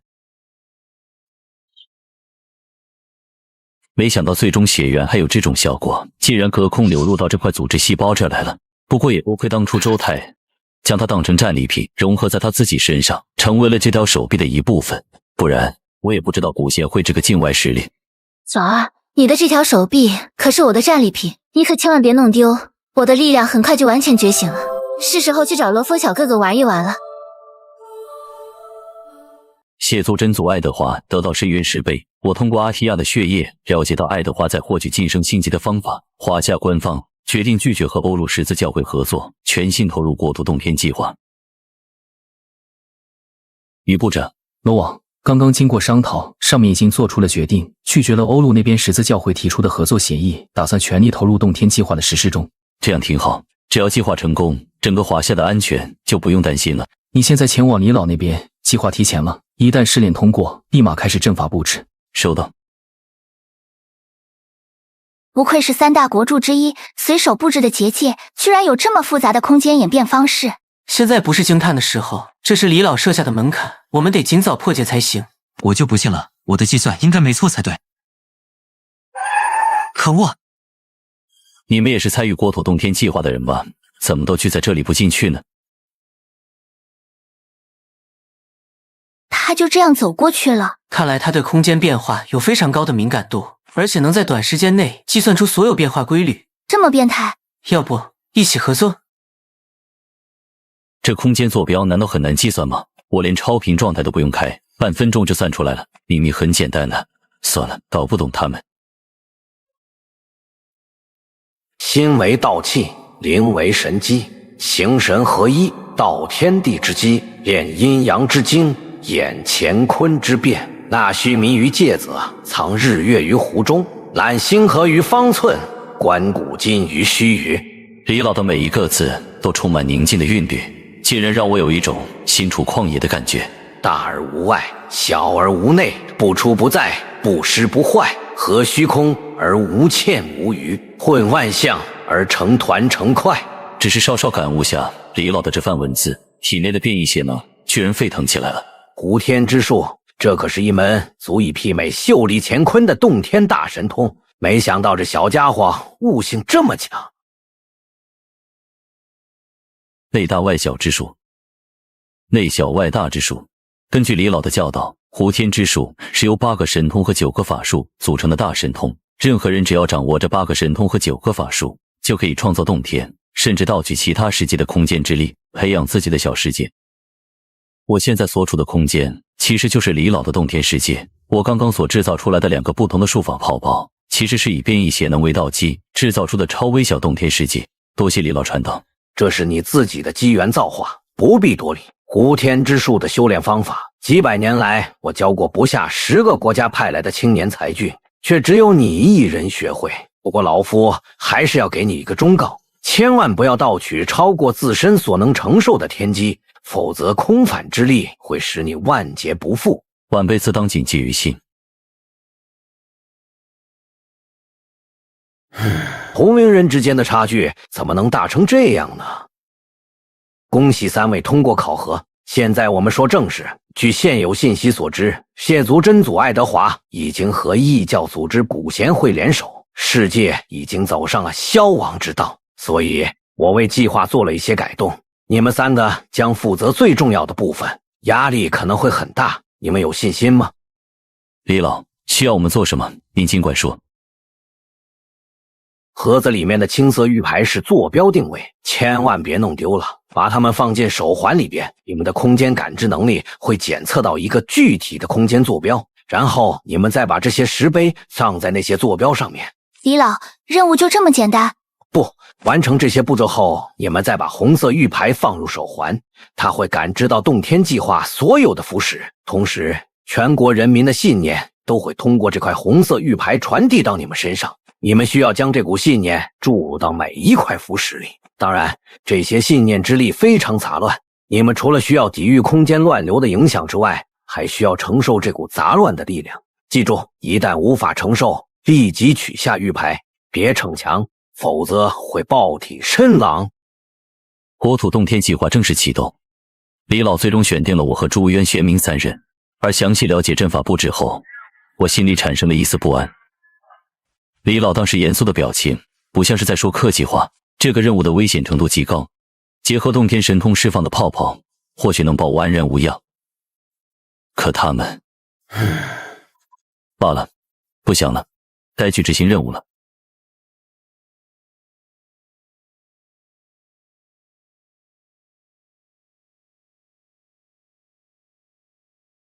没想到在地底这么深的地方，竟被开辟出了这么大的空间。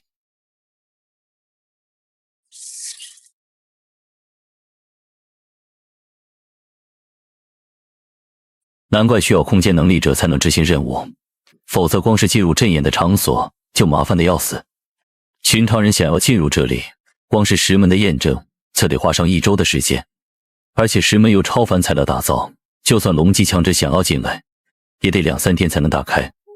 还有这个内部空间，在制造的时候就已经添加了大量的阵法结界，一旦洞天计划完全启动，除非佩戴这个手环，否则没有任何空间能力者能够进来。第一个，比我想象中要容易。去下一个坐标。接下来，罗峰利用空间跳跃术和血泡泡快速切换玉牌上显示的坐标，将一座座石碑安放在特定的位置，全部搞定也才过去不到数个小时。于部长，朱渊和玄冥他们第一步完成了吗？你已经完成第一步了。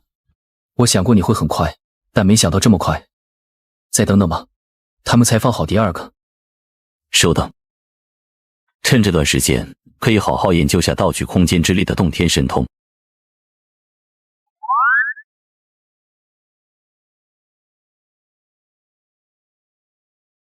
现在盗取的空间之力只能制作出这个大小的泡泡，这个能力暂且就叫它虎天泡泡好了。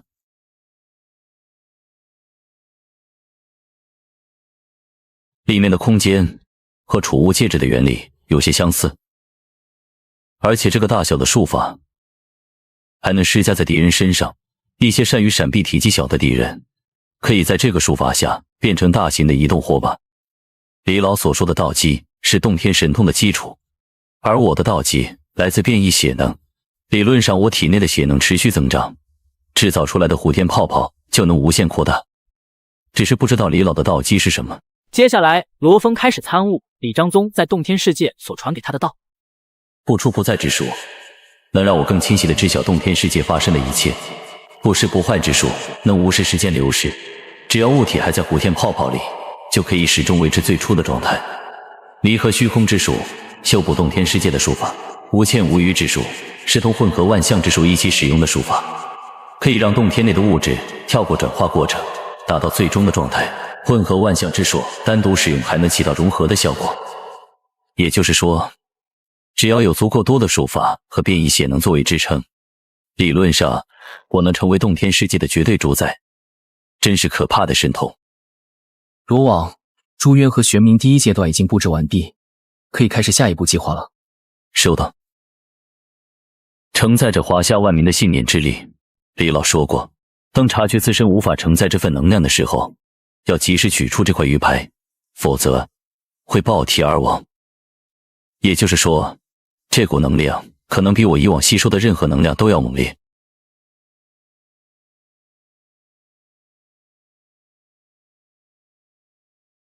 国土洞天计划正式启动，为了保险起见，李老在原有计划的基础上增加了万民之力，而这股力量之庞大，让我始料未及。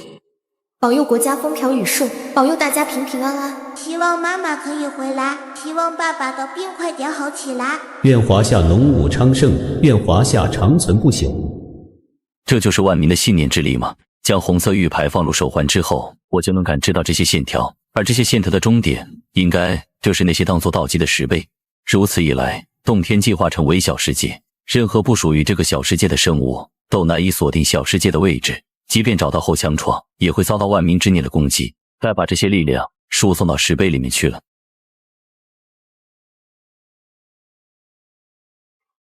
这些信念源源不断涌入身体，整个华夏这么多人的信念，光靠我们3个人肯定完不成，应该还有其他人也在做这件事才对。此时，华夏无数个军营之中，保家卫国的士兵也各自佩戴着手环，承受刺激的万民之念。罗峰由于有超级大脑的缘故，完全能承受这些杂乱的信念，但同样负责这次计划的玄冥和朱渊，状态就不大好了。不行不行，我必须保持清醒。我还不能倒下。大人，华夏似乎在做什么准备，天空好像有点不对劲。不用管他们，爱德华大人已经拿到想要的东西，这个世界终将属于谢族，其他种族只配臣服在我们脚下。这么大的阵仗，华夏究竟在搞什么？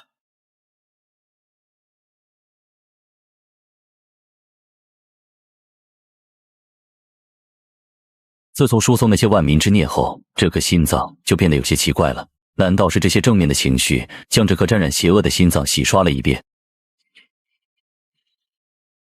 司南之毒火，不对，他也被这股万民之念洗刷过。鉴定术，英雄之圣火，每一只眼睛都可以射出金色的制裁圣火与绿色的治愈圣火，并能任意操纵其形态。英雄，难道是在说我吗？小爱同学，帮我调取最近这2天的头条新闻。好的。以调取最近的头条新闻。头条一：罗峰曾以一己之力拯救整个城市，如今又成为拯救整个华夏的英雄之一。头条二：听张硕说故事，罗峰的过往。头条三：已有50多座1、2线城市申请让罗峰、玄冥和朱渊当代言人。我靠，这下是真出名了。于部长，现在罗王，既然你醒了，那我就给你安排接下来的工作。接下来1个星期，你好好休息，陪陪诺拉，其他事等1个星期后再说。阁下，于部长，连我都昏迷了2天，那玄冥和朱渊他们怎么样了？玄冥虽然被死医治好了伤，但思维受损，现在的智商相当于3岁小孩，现在在玄武疗养院。朱渊被救回来后变得疯癫狂躁，现在也被朱雀的人用骑兵仓冰封起来了。到时候再问问静小姐，看看有没有办法能将他们2个恢复正常吧。华夏消失自然会引起不小的动荡，世界各国现在怎么样了？华夏骤然消失，留下了大坑，被各国强者用结界封印起来。由于他们找不到我们消失的原因，于是将这口锅扣在了爱德华身上。罗马惨遭1天1夜的导弹洗礼，各国开始联手。没有战火的世界，静小姐，您的故乡有这么美吗？我的故乡也是地球，自然也有这么美。静小姐，您也是地球人。在华夏全民的努力下，国土洞天计划非常成功。不明真相的世界各国将华夏消失的黑锅直接扣在爱德华的头上，而我也从静小姐那得知了一个惊人的消息。此地球并非你口中的地球，事实上，整个宇宙是呈树状结构，有1%的人类都出自不同平行世界的地球。树状宇宙？如你所见，这便是树状宇宙。那树状宇宙有多大？非常大。我这么说你可能不能理解，我们现在所在的世界，即便你开启超频状态，你也依然无法用肉眼观察到。这，我算是明白为什么通用等级的粒子会指数爆炸了。所以，就算爱德华最终达成目的，毁灭了这个世界，在整个树状宇宙根本掀不起任何丁点涟漪。静小姐，现在能告诉我，你或者真我无常的另一具分身到底有多强吗？摸出树状宇宙其中的一根小枝桠，我可以轻松做到这一点，而他比我更强。怪物中的怪物，静小姐，相比于我冒的风险，我的好处是不是太少了？确实不多。那知足常乐。不过爱德华既然拿到了被深渊浸染的那些石碑，我告诉你一些信息也无妨。石碑上记载着的信息，其中包括一条炼制新神器，晋升星级。星级，也就是说这个世界终究要玩完，而且这个新神器又是什么东西？你们这个世界本身是异级世界，也就是无超凡力量的世界。你们现在所拥有的超凡力量皆来自深渊，所以你们的力量才会杂乱不成体系。加上你们的灵魂和身体强度不够，不作弊的话，永远无法突破星级。用新神器代替自身承受星级的力量，新神器炼制成功的那一刻，他就能晋升到星级实力。正是如此。灵魂和身体无法承受这份力量，是因为你们体内的杂质太多，力量的源头也太乱。想要除掉这些杂质，现阶段只能通过对某一方面的能力不断的锤炼吗？东家，这海边可真是太舒服了。我听说这是东家自己创造的洞天世界，是真的吗？是的，不过以我现在的能力，只能创造出比较小的空间，所以我只能通过把人缩小的方式让你们进来。话说，金队怎么没有过来？罗王，你可是送了金队份大礼啊！前几天金队刚刚苏醒，这憨熊就在金队身边一个劲儿的叭叭。据说金队现在整天待在于部长办公室，就是为了躲着他。一听熊达也在，金队立马失踪了。这我也没办法，总不能堵住他的嘴巴。先办正事，我和熊达先热热身。热身？我放心，我只用纯体术，别的能力不会用。那好，不然就得闹出熊命了。来吧，东家小心了！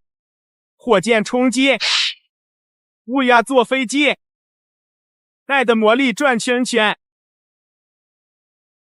你从哪学的这些东西？怎么鉴定树上没有？嘿嘿，刷短视频刷的，果然还是人类社会更快乐。东家，再吃我一记无敌风火轮！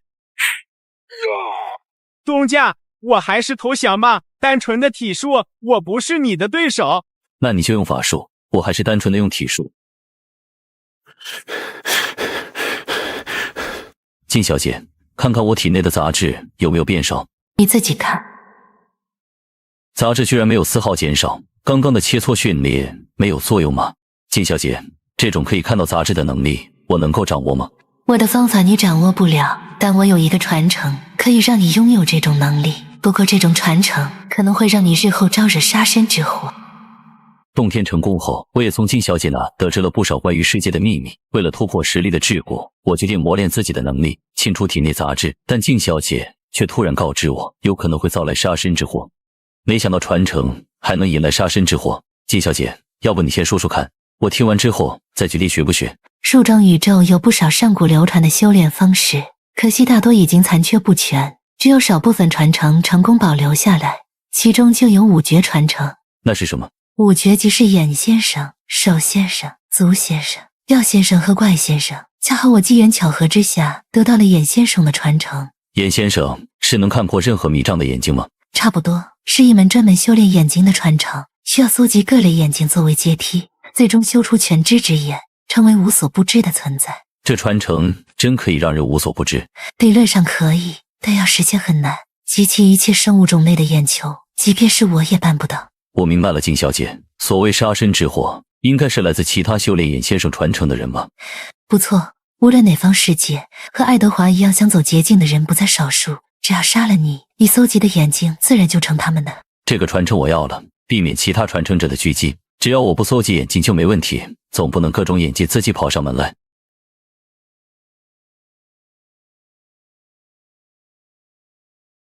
夫牧者，天地之护佑，神迹之书下，上映三方，下通九幽。罗哥，你怎么样了？老张，你放心，我没事，只是有个新能力，我需要试一下。静小姐，眼先生的传承好像会让我自主产生对收集眼睛的渴望。求知欲越旺盛，对眼球的渴望就会越强烈。为什么我还是看不见我身上的杂质？因为你还需要这个。这是我的切慕之意。没想到静小姐体内如此纯粹，不过刚刚静小姐给我的这颗眼球，不就是眼睛自己跑上门来吗？这样下去，杀身之祸估计是避免不了。不想要？要，当然要。顺便再告诉你一个消息，爱德华快现身了。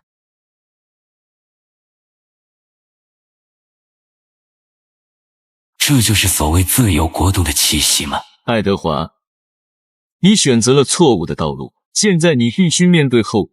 号称艾美瑞卡最接近神级的存在，今天我就让你知道什么才是真正的力量。不可能，明明是与太阳同源的光，你为什么没事？愚蠢的东西，虚假的太阳也想伤害真正的生命。艾美瑞卡最强之人也不过如此。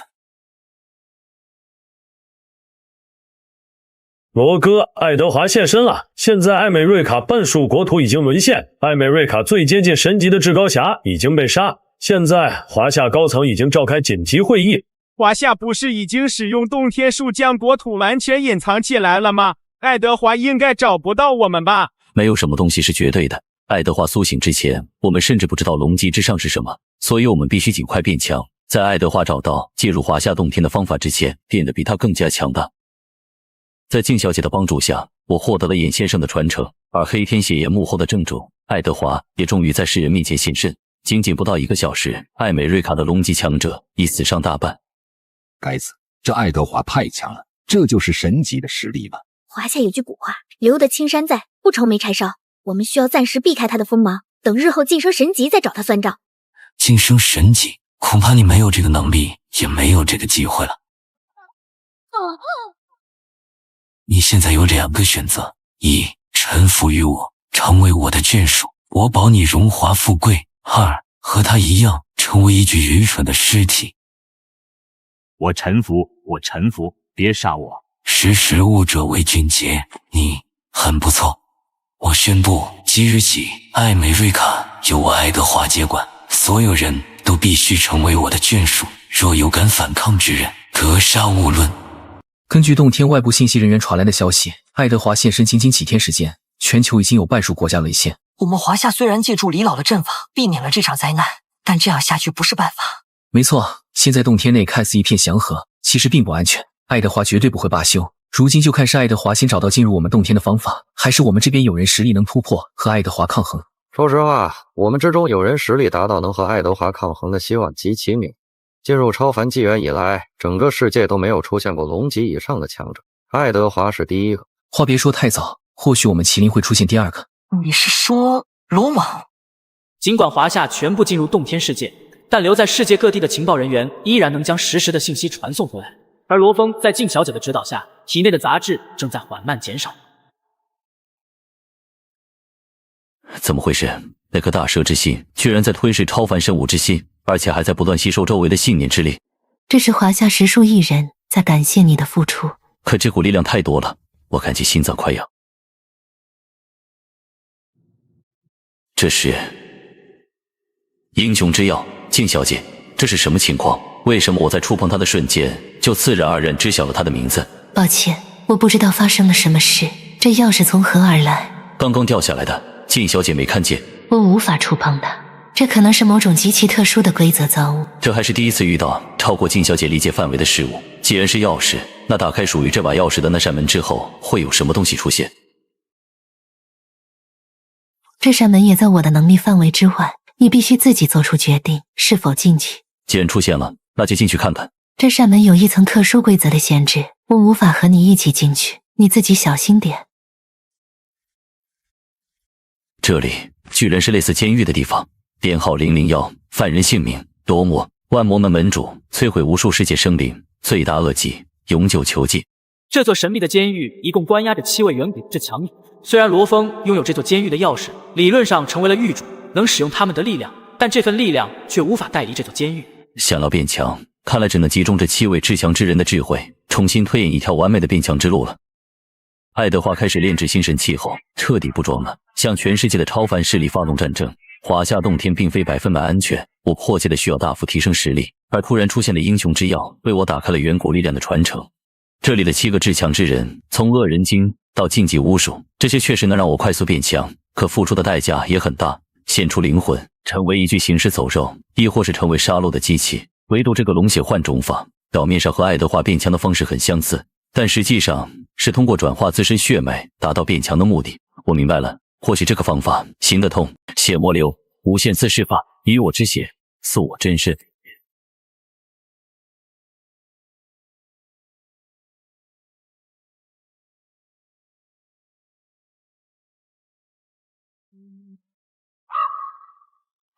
华夏的位置还没有找到吗？华夏的阵法神秘莫测，要找到他们恐怕还需要点时间。如今只剩下华夏和欧陆的部分地区，新神器的炼制已经接近尾声了。我需要更多的眷属，成为我踏入星际的阶梯。同样是研究阵法的家伙，或许古贤会那群疯子有办法找到华夏的位置。华夏的位置，我们可以尝试锁定，但无法保证结果。看来是我高看了你们古协会的能力，既然你们办不到，那我们的合作也没必要继续下去了。爱德华大人，话别说太死，难道你就不想知道那些石碑上除了炼制新神器、晋升星级，还记载了什么内容吗？关于深渊恶魔之力的运用，而且是远超迪莫斯那种等级的恶魔，我只能透露到这儿。说吧，你的条件是什么？我要那个叫魔风的吸血鬼。不过一个尚未到虎级的血族，若不是他和那个诺拉有不惧阳光的天赋，我都不会正眼看他们。反倒是你们为何如此执着？我也只是奉命行事。爱德华大人要是有疑惑，大可去问第一席或者我们的会长。你们会长他就是个疯子。华夏现在用秘法从这个世界消失了，连你们都找不到通道，我又怎么能进去抓人？那个叫诺拉的，他父亲不是在你们手上吗？我没记错的话，阿提亚小姐应该有办法让他为你所用吧。这个能力只有爱德华大人知晓，你是怎么知道的？阿提亚小姐的脾气还是这么火爆。阿提亚，除了华夏那些老不死的家伙捣鼓的东西，这个星球上所有事情都逃不过我们古贤会的天眼。爱德华大人，你是怎么走到这一步的？你好好想清楚，这是会长托我带给你的话，希望你能做出正确的选择。爱德华大人，按他说的做，也是时候让十字教会那些人感受下神的力量了。马库斯，你为什么要违逆爱德华大人呢？现在整个世界马上要被爱德华大人收入囊中。当初你要是愿意老老实实把诺拉和罗峰交出来，又怎么会落到这个下场？不过我没想到的是，我的第一个血族傀儡会是你，还真是让人兴奋呢。是你，阿提亚，你想干什么？跪下。马库斯，你还是这副如同丧家犬般的模样，惹人怜爱。走吧，该干活了，把你那个可爱的女儿带回来。遵命，大人。会长，如你所料，他们比想象中要听话。爱德华这颗棋子的作用已经超出了我们预估的效果。好好盯着他们，我还需要点时间。罗峰，我要活的。是。诺拉小姐，东家那么厉害，你为啥还要这么迫切的变强？东家会保护你的。你一头熊不会懂的。诺拉，是爸爸的气息，难道爸爸回来了？诺拉小姐，你怎么了？有点急事，我出去一趟。罗峰要是回来了，你跟他说一声。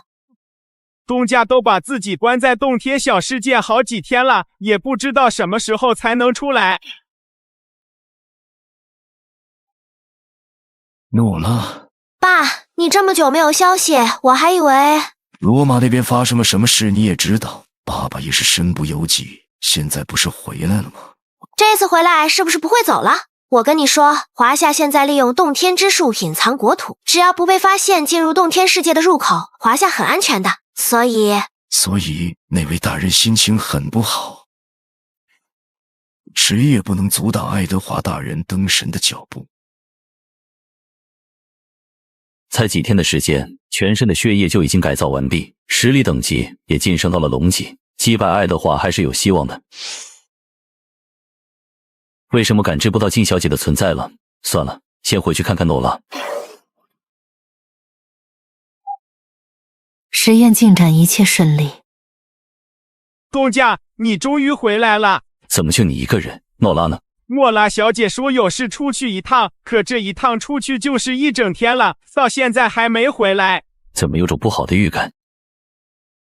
诺拉的气味是往这边走的。兄弟，我有事出去一趟。到底有什么事能让诺拉离开洞天世界？这是马库斯的气味。等等，另一股熟悉的气味是阿提亚。你们十字教会和艾美瑞卡那些天真的家伙如出一辙。什么狗屁阿波罗太阳神，这世上只有我才是唯一的真神。爱德华大人，诺拉带来了。你看看，你最后不还是亲自把女儿送到了我的手上吗？大人，既然任务结束，那对她的控制是不是？不急，事情发展比我想象的要顺利。罗峰现在已经追过来了，趁古贤会的人还没来，把他活捉回来。我们不能被他们牵着鼻子走。吞了他，能助你登上龙级。多谢爱德华大人的恩赐，属下定不辱使命。你是爱德华，你想干什么？你对我父亲干了什么？既然是血族，就要守血族的规矩。你父亲就是不守规矩，我对他稍微施加了点惩罚。现在他算是我的一条狗。想对我动手，我劝你还是别挣扎了。你和罗峰的天赋都很特殊，你们若是乖乖把能力献给我，说不定我心情好，会让你们苟活。你做梦！你和你父亲一样，冥顽不灵。你说什么？谢祖带走了诺拉，罗峰也离开了洞天世界。是的，代号斥候临死前传回来的消息，谢祖带走诺拉时，诺拉处于昏迷状态。我怀疑谢祖已经投靠了爱德华，罗峰很有可能去了罗马。他要干什么？现在还不是和爱德华硬拼的时候。我们现在怎么办？马上联系各部门，让他们调派人手去支援罗峰。就算咱们死，也不能让罗峰落在爱德华的手上。全是吸血鬼的气味，该死！欧陆这边已经完全沦陷了吗？诺拉，你可千万别有事。罗峰，好久不见。罗峰，好久不见。你为什么要带走诺拉？诺拉是我的女儿，我想对她怎么样，还用不着你来过问。你知不知道你在做什么？一旦爱德华的目的达成，你也难逃一死。我只知道，你现在就会死。你的身上有阿提亚的气息，你早就不是血族了，而是他们的提血傀儡，得罪了。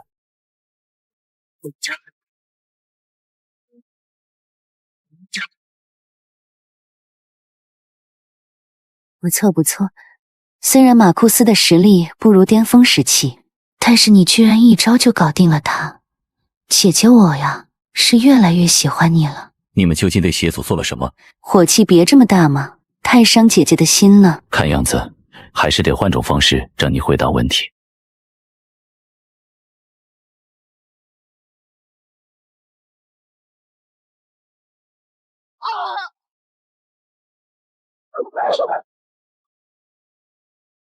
诺拉在哪？还真是小瞧你了，居然这么快就能有龙级实力。不过今天你肯定带不走诺拉，而且你也得留在这里。强行吸收这股庞大的能量，你还真是个疯子。来吧，取悦姐姐吧。现在各国的情况比情报中描述的还要惨烈。这样下去，世界迟早要被爱德华毁掉。通知发布下去了吗？包括狮子光他们，还有青龙等部门的人都在赶来的路上，上面也已经批准我们的行动。我这边也联系上了罗网，他已经抵达罗马，我们要抓紧时间了。有李老为爱德华量身定制的这个阵法，即便爱德华是神级，我们也依然有机会。你们还是先考虑下能不能安全抵达罗马吧。安吉森，爱德华给了你什么好处？你要投靠他？不对，你们看他的眼睛，他现在已经是一具没有思想的行尸走肉了。诸位，速战速决。这几天你到底发生了什么？实力提升怎么会这么快？阿姨，人与人之间是不一样的，龙级和龙级之间亦有差距。谢祖，我先去救罗拉，到时候我再想办法救你。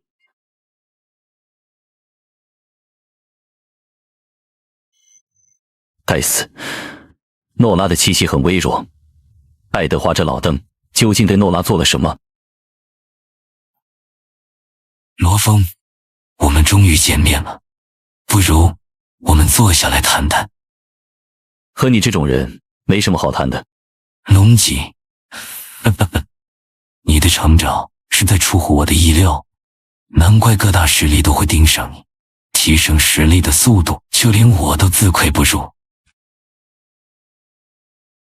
这里是古贤会打造的祭坛，你的空间能力在这片区域起不到作用，不是只有你们华夏才懂得阵法。诺拉，今天我非救不可。既然你不愿归顺我，那你就和马库斯的这个小杂种一样，成为我的养分。龙级强者我见过太多，在真正的神奇面前，和蝼蚁没有区别，你也只是其中一个。华夏人，就算你们封印我也没用，爱德华大人的脚步不是你们这群蝼蚁能够抵挡的，世界终将是血族的。哈哈哈哈！真恶心，连思想都彻底被控制了，加快速度吧，老爷。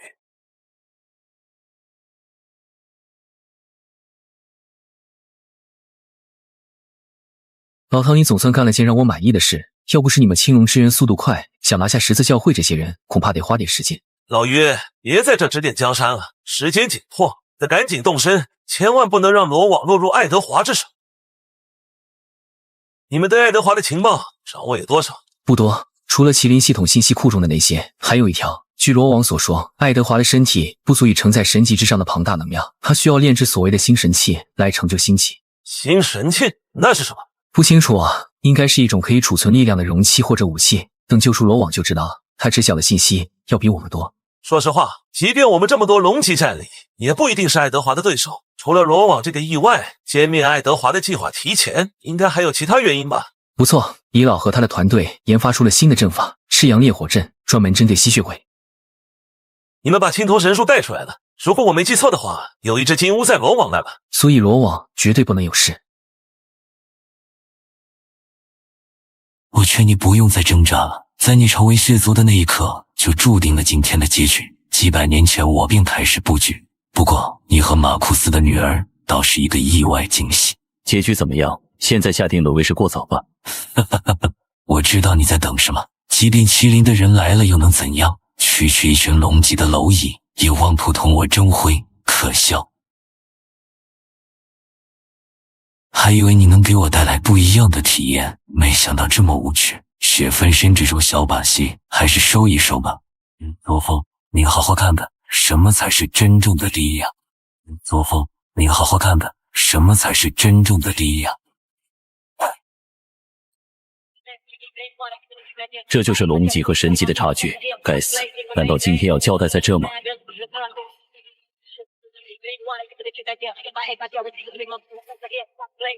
看来我们来的还不算迟。没想到十字教会那群饭桶连拖住你们都办不到，无所谓的，不过多几个渣子而已。就算再来10个、100个，对我来说同样覆手可灭。享受下新式的洗礼吧。会长，为什么？为什么？没有为什么，因为你们从一开始全都是我登上星级阶梯的棋子啊！既然东西已经到手，你们也没有了利用价值，我亲自送你们上路，你们应该感到荣幸。会长大人，您交代的事情已经办好了。同组和那几条恶心的虫子成功研制出了恶魔之力的融合因子，你看。很好，你现在带着他们过来，本会长要好好的奖励你们。是。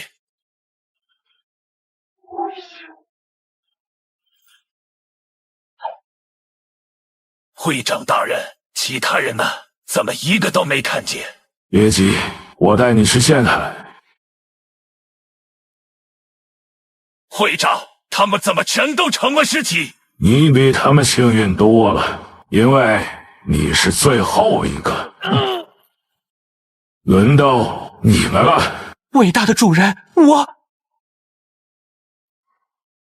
谢族的操控术，没想到还混进来一个奸细，不过无所谓了，马上我就能品尝到我数百年的研究成果了。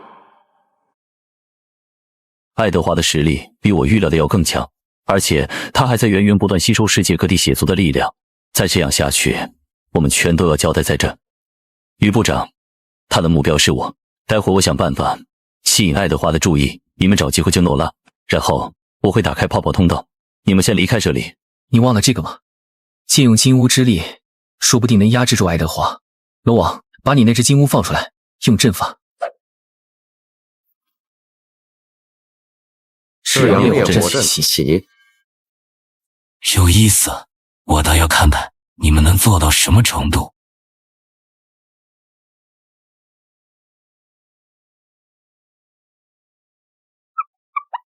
真正的太阳之力，华夏能让各国超凡者忌惮，不是没有道理。你们比十字教会和艾美瑞卡那些垃圾货色强多了，但还远远不够。现在的我已不惧阳光，新神器也已经炼制完成，用不了多久，全世界血族的力量都将汇聚在我身上，我将正式踏入星际。罗峰，我再给你最后一次机会，臣服还是死亡？于部长，现在有些棘手了，你们先撤。罗王，就算我们死在这，也要保证你的安全，你才是华夏未来的希望。星级？虚假的星级也能被称为星级？罗峰，能看出他的实力吗？鉴定失败，无法获取信息。这人的气息很强，实力也在爱德华之上。该死，今天恐怕凶多吉少了。不一定。于部长，现在是个不错的机会。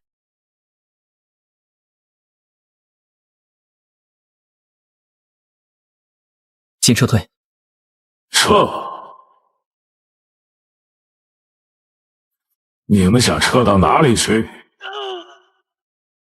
自我介绍下，在下普贤会第2代会长别西武，这次过来是有件事要麻烦诸位，希望你们把命借我用用。你这疯子究竟想干什么？不管什么，你有点太丑了，就从你先开始吧。不可能，你的实力……炼制星神器这种走捷径，都是弱者才会选择的道路。不对，你身上的气息不对，完美生物、血族、恶魔，甚至还有其他古协会成员的气息。哈哈哈哈！没错，他们都成为了我灯神的阶梯，你和他们也一样，都是我的棋子。神级的力量就是更充盈，现在只差你体内的恶魔之力了。罗峰，你的体内这颗心脏已经被净化了吗？没关系，我可以帮你一把。诺兰，很不错的空间能力，但拦不住我。你要对诺拉做什么？毕竟是初次见面，送你一份见面礼。哈哈哈哈哈！罗峰，罗峰，罗峰，罗峰！不好，这股力量夹杂着深渊的气息，他在被深渊的力量侵蚀，快阻止罗峰！谁也不能阻止。既然你们不安分，那我不妨再送他一件大礼。罗峰，他们的死都是因为你，你的弱小就是最深重的罪孽。都是因为我太弱，没错，都是因为我太弱。那我要是能杀了你，是不是就不算弱了呢？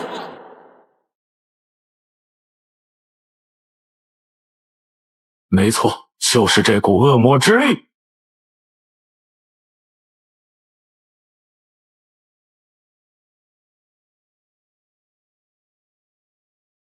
速度不错，但还远远不够。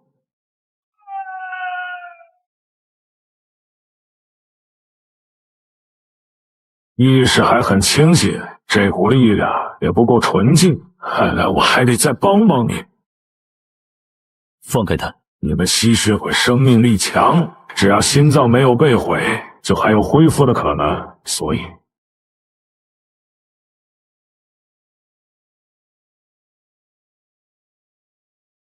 怎么回事？明明已经被恶魔之力彻底同化，为什么恶魔之力没有涌出来，反而收回去了？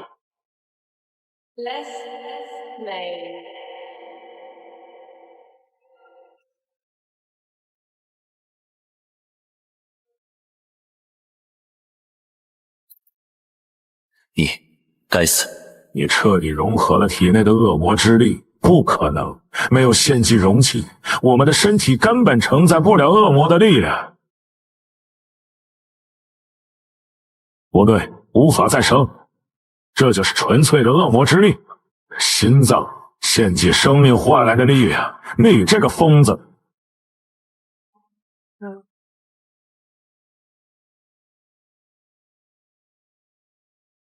精心布局几百年，没想到毁在你手上。哈哈，真是不甘心了。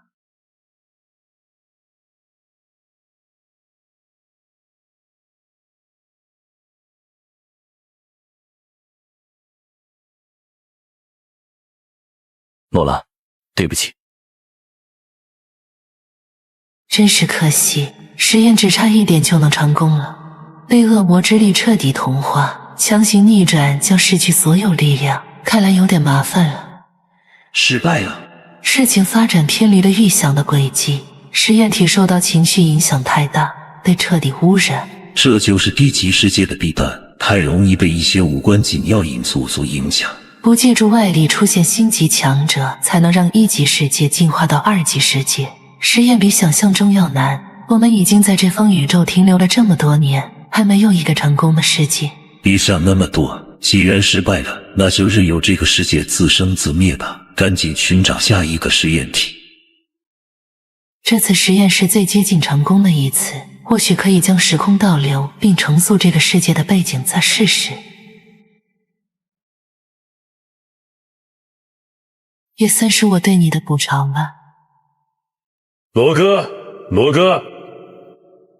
老张，你可算醒了，罗哥，咱们班转来了一个新同学，他点名要坐你旁边。初次见面，我叫诺拉，请多多指教。